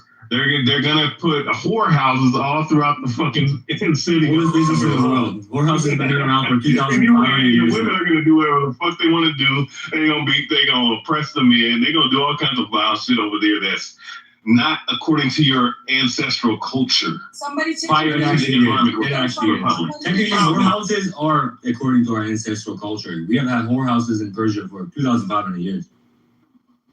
HR every day. Japan is doing pretty good, by the way. So you're not now, man. What the fuck, man? Okay, resistance. You come off my resistance. Just don't go too long. Resistance. Go ahead. You let them run their fucking mouths all day, then you have the nerve to tell me about not being long? No. You know what I'm talking about. Ridiculous shit, man. Anyway, to respond to Moen, the fucking lying fucking piece of shit Persian, here we go. Several Western correspondents and news organizations have said they could not independently verify claims of the death toll. There you go. You just answered yourself. 50,000. Excuse me. Let me finish, you dick sucker. You idiot. 50,000 journalists being killed by the government. And here he goes. Organizations who have independently went into Iran, such as Amnesty International, the UN, independent journalists from Sky News, the BBC, CNN, have not verified or seen any. Yeah, they are. These are all people who have went all around the globe for decades and covered fucking wars. Well, you're telling a guy I can live fucking stage. Bunch of dick sucking liars. Jeez.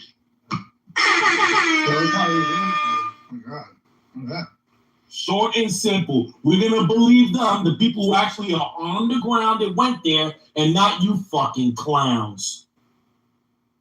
Wow. We don't believe people who wear beanies on there. Alan, you rape little boys. Who the fuck is a pedophile? Yeah. You're a pedophile, you clown. Nobody has gone there. You're right. Don't ever forget that. We don't trust you around no kids. You get that from resistance. Right. Well, did you have to, in order to be indoctrinated into Israel allows American accused pedophiles to flee into Israel and hide. You're one of them. Suck dick in order to get. You let your rabbi suck your foreskin off. We don't believe you. So I'm just wondering what you had to do in order to earn that beanie. I mean, you look just like a Jew and you're complaining about Jews, yet you wear the same kind of beanie. Oh, shit. I mean, what kind of fucking idiot wears a beanie on his head like that? He's obsessed with Jews. With a religion that calls black people raisin heads. They do. People, the religion that disrespects black people, and yet you follow it. What dumb fucking idiot does that? Never mind. The first imam in Islam was black. Stop your bullshit. No, sorry, Malik. Never mind the fact that when the Muslims, when the Arabs came to your country, your people didn't fight them. Your people joined with them and profited off of enslavement. You know, you're always trying to instigate between white and blacks. Right. Just No, stop. no, It's not working anymore. It's not. It's just Arab Muslims were the biggest slave trade All war. they really call Malik, you know what makes it more ridiculous? That I'm not black. But to a white dick sucker such like himself, he thinks anyone with this kind of nose I is just black. put a source Because in he's the dumb. comments He's a about typical the white boy. I don't get that. Resistance is Puerto Rican, Alan. He thinks anyone from New York can talk to slang is black because he's a dumb white boy. No, I'm smarter than you. No, you're not. You're a pedophile. How can you be smart? I don't wear a beanie on my head just from my religion. No, we know. You just bring your camera and you call under the bathroom stalls to look at little girls. Yeah, no, yeah. It's in your culture. It's in your culture. That's you projecting. That's It's in your culture, white boy. Chris Hansen exposed you. Chris Hansen exposed you. Muhammad fucked a 9-year-old. Yo, shut the fuck Yo, up. Shia, when you watch the show with Chris Hansen, what is the majority of the people And Judaism came way before Islam. You want to talk about that? Yeah, I know, and God cursed them way before the Muslims. Hello? Okay. Hello? We're not doing What about obviously, don't forget that. We're not doing Clubhouse Jihad right now. Okay, new people. Okay, Malik, what are you saying down there? What do you got going on? You see, Matt, you're always interjecting, especially when Ann loses the debate. You're always coming in. What I'm trying to say is... Oh, answer the title of the room, too. All right, okay, is there any solution? Yes, the solution is Israel needs to go back. Ashkenazi need to go back to Europe, and the Middle East is going to be in peace. That's what I think. So wait, they have to go where? I didn't hear what you said. Back to Europe, back to fucking Europe. Yes. Jesus. That's the stupidest thing I've ever heard in my life. So. Well, he asked me for an answer. That's what I said. And Mokeen, I'm reading right. Can you explain this to me? Because you guys say before, Islam in Persia, right? I'm reading here how you guys used to do a lot of mother and son marriages and a lot of brother and sister marriages. No, yeah, it was forbidden. No, it's close-knit marriage. Right, during the Zoroastrian Empire. Okay. Because you Persians were a bunch of savages before Islam. You fucking dirt-eating before Islam? Bunch of savages. Evil. Well, do you know how we conquered Babylon? We didn't kill a single soul, and we conquered it. The Muslims conquered it right after, before this. but without having to persecute anyone, we conquered it. That's what you call an empire. Glow. They still see you as a terrorist, Glow. No matter what you say, no matter what side you take. Difference between colonization and an empire. Glow's a $2 prostitute. We don't take her serious. I'm saying you still see her as Your mom has That's 6 fine, baby daddies. That's one Glove. Come on. That's a bitch that sucks dick for a beer. We don't take her serious. If you're going to discredit one empire over another, you can do that. But to suggest the conquest of conquest by Muslim countries was okay, that's inconsistent. I mean, if you're giving shit to America and Israel, give shit to Islamic conquest or any kind or Hindu conquest. All imperialism that requires civilians to be dead, no one should be condoning it. Yeah, but that's the problem. They lied. Yeah, what did the Muslim conquest do to Egypt? Yeah, answer that question. The truth about the conquest. Because look, if you read it right here, because I'm reading it, after the Muslim conquest of Persia in the 7th century, many Persians gladly embraced Islam.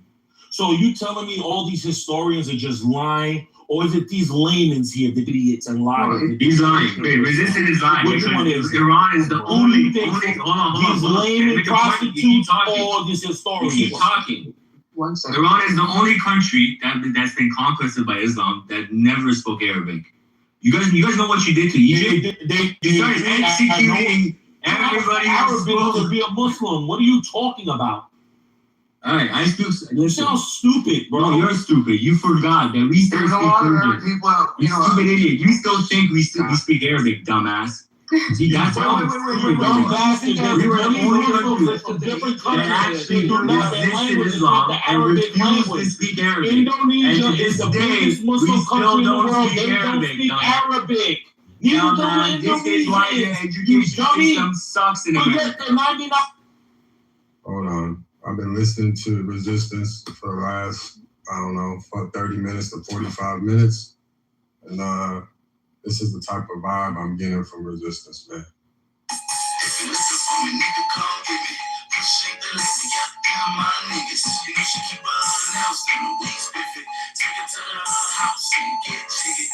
Nigga, I'm a dog, put the cops to the judge. Nigga, I'm a dog, put the cops to the judge. Okay, nigga, I'm a dog, put the cops to the judge. Oh, nigga, I'm a dog, put the cops to the judge. Resistance specializes in making noise. I also specialize in beating the shit out of Jews. Don't ever leave that out. Then our moderator's going to be neutral or what? You need to stop obsessing over Jews. Wait, who says that? As soon as you stop obsessing over dick. Who said that we're not? I'm just saying, like, every time Resistance speaks, you guys mute him. Like, come on now. The guy speak. Who's muting him? I'm not aware of that. Oh no, they definitely are, but they don't bother me. You know why? Because the truth is what's hurting them. Anorexic. Thank you, BB. Let's just be clear that everybody's allowed to speak. We don't always have to agree with each other. Yeah, so I'll leave that there. But let's try to keep it a little bit above board. Let's not call people bitches. All right, let's speak about the persecuted Christians in the West Bank. Go ahead, what? The oppressed in the West Bank, speaking of the Christian Palestinians, don't they, get to have a land? Don't they get to be free? What do you think? I think yes. Anybody disagree with that? The Jews do. I don't think they do. Like, when will they be free? When there will be, like, Palestinian with Muslim, Jewish, Christian, whatever, can pray whatever way they want to, pray wherever they want to. They don't have to be, clearanced in. I don't think praying is the issue. What I'm trying to say is, like, when they're going to have their own country. They do. Since when? I've never seen a Palestinian passport. Well, you should go file a note to the UN, and if the UN sees fit, they'll get one. And they've been going on to the UN since. Well, the UN doesn't see fit. You should go complain to the UN. And now you believe the UN, so the UN. No, I do believe in the UN because they've been rejecting Palestine. Yeah, because they're not eligible to have a country. Same with Kurdistan. You see, that's how it is. That's how proud Once it is. That's how proud it is. You'll be eligible to run a country. The UN has recognized it. It is America and Israel who use their veto power to not recognize it. Well, so many countries have recognized the state of Palestine. So stop lying. No, nobody's lying. UN won't recognize it. Yes, the UN will recognize it. If they would have recognized it, they would have had a seat. If they would have recognized it, they would have had a seat. The Palestinians do have a seat in the UN, you moron. Well, there you go. So now you can have your own country. So technically you do have your own countries. You just proved my point. So you fell for this stupid trap resistance. You seem to be very stupid. If there's no trap. There is no You're not even wipe your own ass, let alone set a trap. So you just proved to me that you have a country. So why is it you complaining? Come on, are you Iranian? No, I mean, are you Iranian? What do you think? You're white. I'm asking, I don't know. No, this is an Irish name. No, Wayne is an Arab name. Why are they so stupid?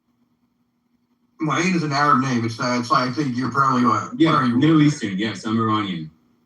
You got an Anthony Kaba, right? He's from Poland, man. No, say it in human language. Malik. أنت من الكعبة. I don't understand. That's not human language. There you go. We So don't you're speak not khaba Middle khaba Eastern. khaba khaba. Yeah, say it in human language. Come on, Javi, don't. We don't speak khaba khaba khaba. Nah. No, No, she, no, I no, don't understand. no, It's no, only no, fans no, a prostitute. You gotta. Come on, You don't brother. speak Don't think. She speaks Yeah, prostitute I was trying to language. confirm. So, Ryan, so how do you feel to be an Iranian?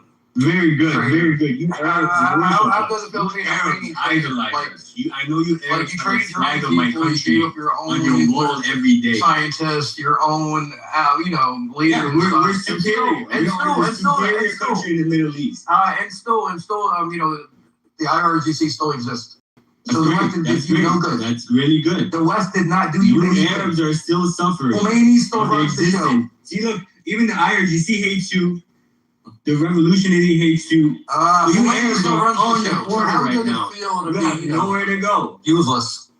See, look, IRGC right now is sending bombs into some Arab country right now. I don't care. How do you feel about that? How do you feel about that? How do you feel being shat on by the same regime that you love so much? How does it feel being fucked up by the person I like? You know why they say you should never meet your own heroes? You had your own hero IRGC with a fucking rocket, didn't you? To get your own people killed. How does it feel I'm done. to actually put trackers on your own I'm on the people floor right now. for another country? How does that feel? How does it feel being bombed by another Muslim? How does it feel being bombed by another Muslim right now? It's just How does it feel kissing the Buddha with Jew? Arabs are right now. How does it feel like kissing the Buddha with Jew? The non-Muslims. You notice that? We're trying to negotiate, so we're not trying to, overthrow the government. Speaking of Muslims, there is a second invasion. One mic on Pepe. So as we know, our brothers and sisters in Spain, the nice Catholic country of Europe, were invaded by tens of thousands of North African subhumans. They were starting trouble, breaking into homes.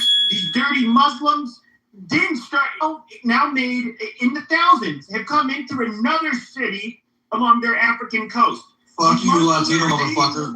You're an invader We too, need to bitch. have another crusade. We need to send these people back to their Stone Age homelands where they belong. Go fuck yourself. Yeah, exactly. We start that movement, Pepe, in Persia. That has to Pepe, start can in you Persia. just answer me this That's question? what Being we're that they doing, are- Pepe. Pepe, hold on. Being that you saying they're being invaded by these Africans. Back to the Stone Ages. Answer this question to me then, Pepe. Bye. Send them to the God they so fucking Spanish, hold believe on. in. Why those Spanish Spain women fucking those big black dicks then? Why they sucking those big monkey dicks for? These are North Africans. Why they sucking that big old black You are dick? mistaken. They are not Explain that one to They are me. North Why Africans. as soon as they see those subhuman baboon dicks, they start drooling? Tell me that. Pepe does the same thing. That is true. He dyes his skin like Donald Trump. He definitely drools some dick. I thought you told me I bleached my skin the other day. Which one is it? Do I orange it or do I bleach it? You orange it. Both. One mic on noob. Free boss at the end of the day. It's already free. He just proved it. No, Get out of go ahead, country too. man. One mic on. Cheers. So, is there a solution to the Middle East? There's actually approximately 8 million Jews in America. How come we don't call? Go ahead, continue.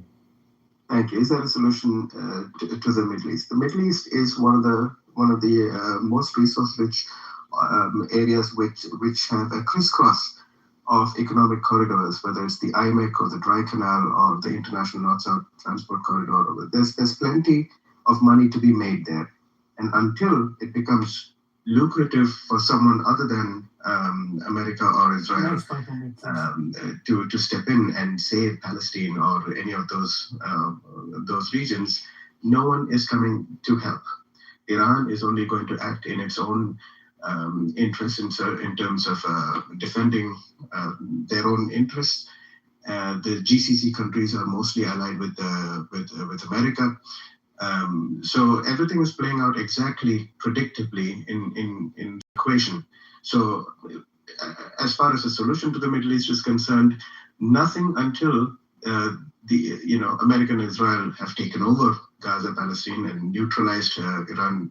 Until then, there's not going to be peace. So that was nice, Mike. I think Noop is a Pakistani, so calm down for that reason. I think what he said was pretty. I'm Indian Dutch. What do you think? Hindu? You said you're Indian Dutch? Yes. Okay. Like what Hindu? What Indian? South Indian. Yeah, but what?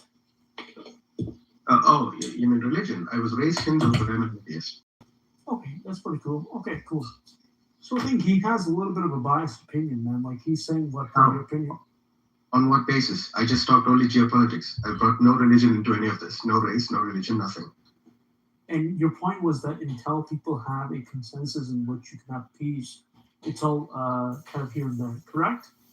No, my point is that unless the most powerful people in the equation or most powerful actors in the equation get their hand, which are at the moment America and Israel and any of their allies, which include India, Jordan, Saudi Arabia, UAE, and the rest of the European Union. As you know, they're all part of the IMEC signatories. Okay. Until this group achieves Gaza or Palestine as a whole as part of the logistics of the IMEC corridor, this is not going to stop. And I don't think any other big actors find it lucrative enough to intervene and stop this. Iran's because they've tried for the past 80 years. They have tried that. They have been given an option to have a state, and they have refused 13 times. They do not want peace. No, that's my main point here. There's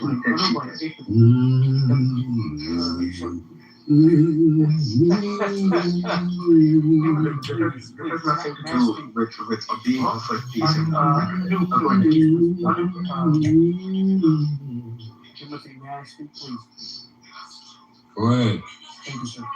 My main point is here, why is the topic of discussion? I know the conversation is there any solution to the Middle East? But why do we insist upon the Middle East? There are many important corridors which we don't discuss. The Strait of Malacca, for example, which is arguably the most important corridor out of any place in this world. Sorry, Rosa, I don't understand where you're going with this thing because the question of the room is there a solution to the Middle East? And you're not, now you're I'm speaking at a meta level. You understand what meta level means? No, let's not be patronizing. I hope this what you end up with. I'll be patronizing to you, but I'm saying it's very relevant. I'm saying that when we talk about a certain region which needs to be discussed, when we talk about the most important corridor, shipping corridor in the world, which is the Strait of Malacca. Yeah. It's not the Hormuz Strait.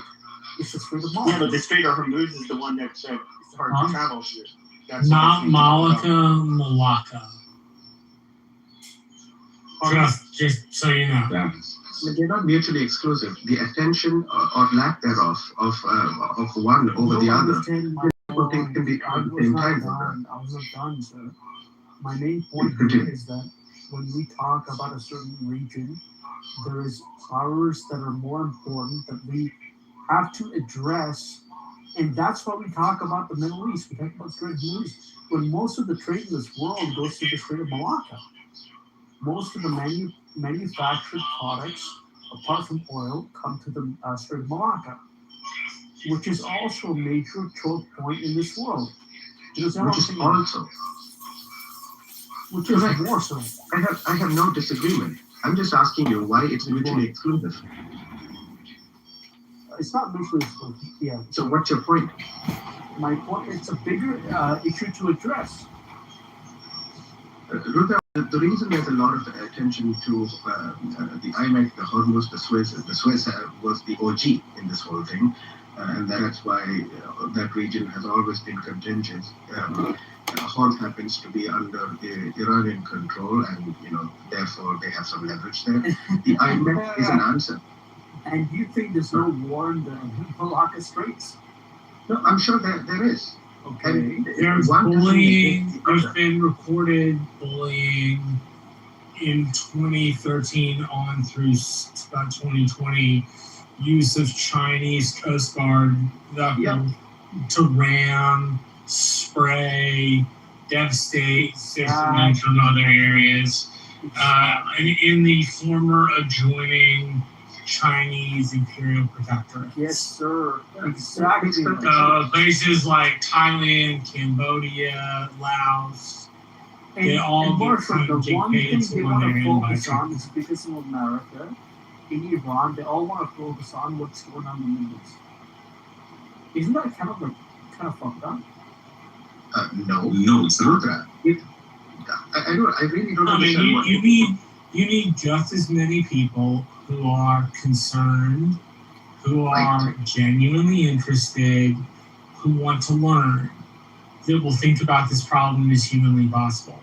Because the Middle East is a place that's going to matter for the next 400 years. Oil, geography crisscross. Asia's the place that's going to matter for the next 5,000. We're going from the technological transfer of the 5000s B through the Eurasian continent on over to Europe. We're looking at them going back toward China, right? It's why they have the greatest population. It's why their cities are, in a lot of ways, more technologically advanced than ours. Right? I'm still trying to figure out. Not saying you can't say the United States is the best or anything, because I agree. That's it, brings something unique to the table. All I'm saying is, what are you guys talking about? You guys are saying that Strait of Hormuz is important. Let's look at the bigger picture. No, that's not what I said. Did you just get here? No, I'm trying to figure out what you're saying, Marshall, because you guys are going with small sentences and information that's scattered all over the place. Just say your point. Are you saying that strait is more important than the Hormuz? What's the point here? Hormuz is not that important. Oh, you want me to choose geographical positioning? Surely. Okay. South China Sea. Hold on. In America, most of our oil comes from Canada. And most of the oil is... Hold on. The Malacca Straits, the Suez Canal. Marshall, give me 1 second. Give me 1 second. So most of the oil in America comes from Canada. It doesn't come from Israel. It doesn't come from Iran. It doesn't come from Saudi Arabia. It comes for a blockade of Strait of Hormuz. It is an international. Didn't the pipeline get canceled from Canada? This is a non sequitur because the Hormuz Strait is important in terms of the transfer of oil from all the GCC countries to plenty of GCC That's countries. not American problem. Yeah, it is. America has Wait. So first off, Canada doesn't even come near what the U.S. produces. Canada puts about 5.6 billion per day. No. How about you actually do some research outside of the stupid twat waffle shit you've been saying? Yeah, it makes no sense. I don't know. The U.S. puts about 15 billion barrels a day. So what the fuck are you talking about? Most oil You don't. No, it doesn't. The most Canada doesn't. And in fact, we extract it there. The U.S. outproduces. I'll tell you what, dipshit. Go Outproduces is different. Listen, dumbass. When Go you have a Google crude oil it. Where is Marshall? Were you there? I'm a medical doctor. I'm a medical doctor. What are you, a fucking high school dropout? I'll tell you what, motherfucker. You're a high school When I get dropout. proven right, you're going to You're a high school go down dropout. and Calm remove down. yourself and go out Calm yourself. down. You're a fucking retard. You're a fucking moron, you fucking inbred fucking thing. While I was fucking your mother, I accidentally That's all shot you her can. vagina and That's you all came you out, can right? do. That's Is all you that can do is that's what ad you want to do? That's what you want to do? You fucking dumbass fucking durka. Like you think I give a fuck what you say? Go back to the mud where you're living in and try to Your line of actually do reasoning something makes no outside. fucking sense. You're because you're a dumb fucking retard high idiot, school dude. dropout You're sitting up here who has going, 90 acting like, IQ. shut up, Who has Marshall. nothing. And Marshall Who has actually nothing. he knows more than you. Oh, You dumb fucking idiots. You haven't fucking done. Go back to being a fucking coward little skinny, waiting for somebody to come bomb you because that's all you've done. In your fucking life. The only thing you've ever done was kill your mother when you were born. He's Indian. I don't give a fuck. Strange Fuck one Indians. fucking I'll fucking sentence. kill them too. I Man, don't fuck give a you. fuck. Oh, you're a fucking dumbass. Dumbass. You You think I give a shit about Indians? You're a You think I 5'2" give a ass shit about fucking the thing. Middle East? Nobody I'm cares. the You're majority poor. of Americans You're here. poor. I don't I give pay a your fuck. EBT. Dumb I fuck. pay your You guys can't even EBT. beat I science pay your engineering. EBT. I pay your Manufacturing. EBT. No, you don't. I pay your EBT. I pay your. So then you agree that you're on EBT. So you agree on EBT. That means you agree on EBT. Black Americans all day. That's what your fucking highlight is. Go fucking learn to put deodorant on your fucking feet, motherfucker. I'll Go put learn to deodorant in your fucking mother's be a pussy. fucking person. Your mother's Bathe, pussy is motherfucker. Bathe, motherfucker. That's what I want you to do. You fucking stupid. You need to shut your smelly. Go back to Korea. Yeah, go back to where I'm American, motherfucker. You fucking swam over here. Born and raised in New Jersey, rotten bitch. ass. I'm fucking from New Jersey, bitch. I'm fucking from New Jersey. I'm from New Get the fuck out of Jersey. here, you Get the pussy fuck ass out of here, you fucking fucking wannabe. dumbass. And by the way, sandals should born until they fucking decaying off your feet. And you don't part of that.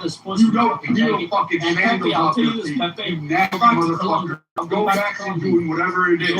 Take your red dot until we put a real dot on your forehead. I'd rather be in Colombia than be in Let me that do a smelly little bit. fucking Let me disease. We ain't gonna do That's shit. cool. You I'll have can't you done. look at Chinese on the Look border. at the You fucking can't highest beat earning Pakistan. You can't the beat highest Pakistan. earning. The only The thing you highest guys earning do is people in live America are in Indians. school buses, The motherfucker. highest fucking earning people.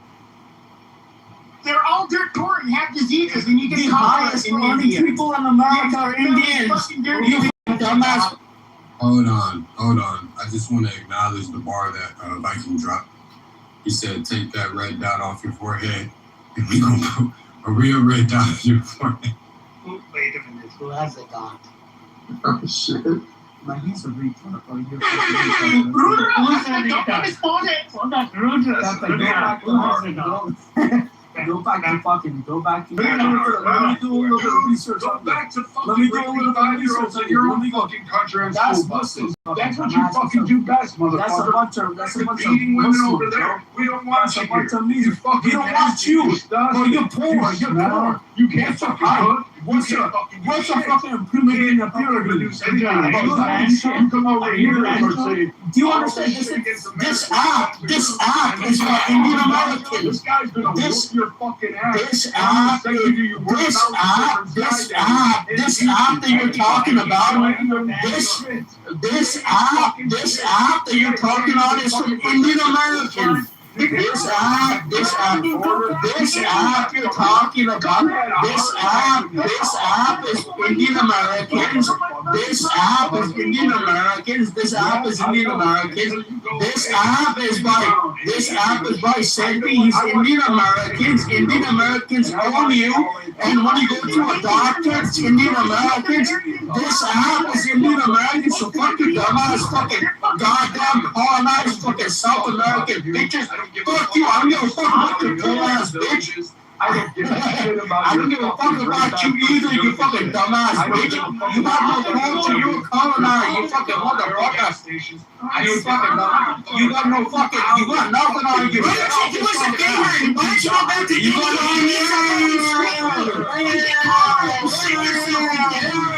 You dirty piece of shit. You dumbass bitch. Dumbass fucking cunt. You dumbass fucking faggot. I Fuck you, you little bitch. I don't fucking fuck your mother like no tomorrow.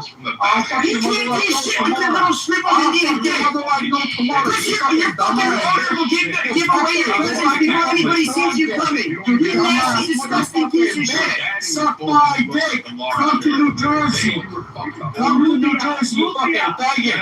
Turkey, तेरी माँ की चूर, तेरी माँ की चूर, तेरी माँ की चूर, तेरी माँ की चूर, तेरी माँ की चूर, तेरी माँ की चूर, तेरी माँ की चूर, तेरी बहन की पुत्री, तेरी बहन की पुत्री, तेरी बहन की पुत्री, हराम तेरी बहन की पुत्री, तेरी बहन की पुत्री, सालिया, तेरी बहन की पुत्री. That's 100 years in India. It's literally been diarrhea, the number one killer in your own country. You're dirty, disease. You guys are fucking disgusting. You guys worship Kitover. You worship Kitover. That's how dirty you are. puti. Go get your grandma. Deripen ki puti. Deripen ki puti. Deripen ki puti. Putiya sariya. Sare teri. Haan mandu kame. Deripen ki puti. Deripen ki puti sariya. अरे हरामदे तेरी pan की पुती तेरी pan की पुती तेरी pan की पुती अरे भोसड़ी के सरियाना तेरी पैन की पुती तेरी पैन की पुती तेरी माँ तेरी माँ तेरी माँ तेरी माँ Come on. You're fucking your ass. Your mother's fucking fastest one thing is your mother's fucking last name. You guys are so fast growing, but you motherfuckers all have to leave the country you created. Because the only country you guys are fucking in is a fucking cesspool of the tiny country of the UK.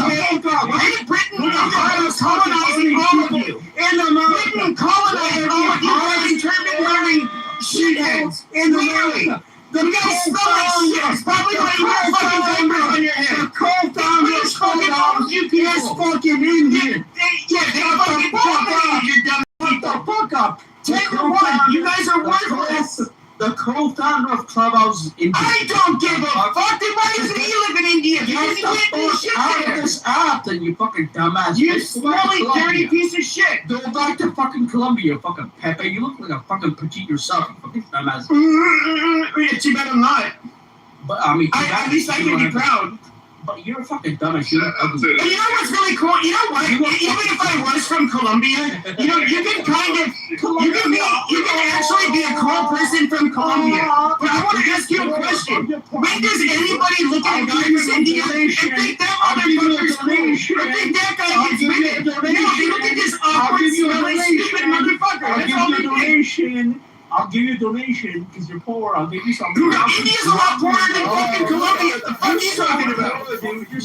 Colombia's poorer than India's poorer than Colombia. The highest earning. You guys are the shittiest. We are the highest earning people. You guys are blood punches that invade over here. Nobody likes you, motherfucker. That's why everybody you see. That's why everybody on social media is complaining about you faggots moving to other fucking countries. Because you guys are ugly. Gross. You look like shit, smell like shit.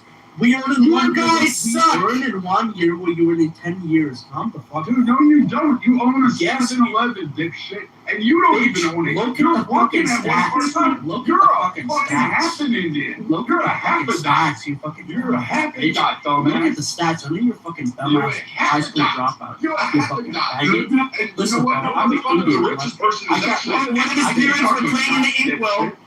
He came from South Africa. Mother, That's bro. the I'm richest telling her to motherfucker in clean our her nation. Tell her to clean her That's pussy. up to the Africans. We're Honestly, immigrating here, we become pussy. that way. Oh, wait. He's You're a Viking. He's You're an fucking Indian, right. right? I guess You're a dumbass fucking. I could pee on your mother's vagina. It already smelled bad. Shut the fuck up. I know who the I fucked your mother. I fucked your mother.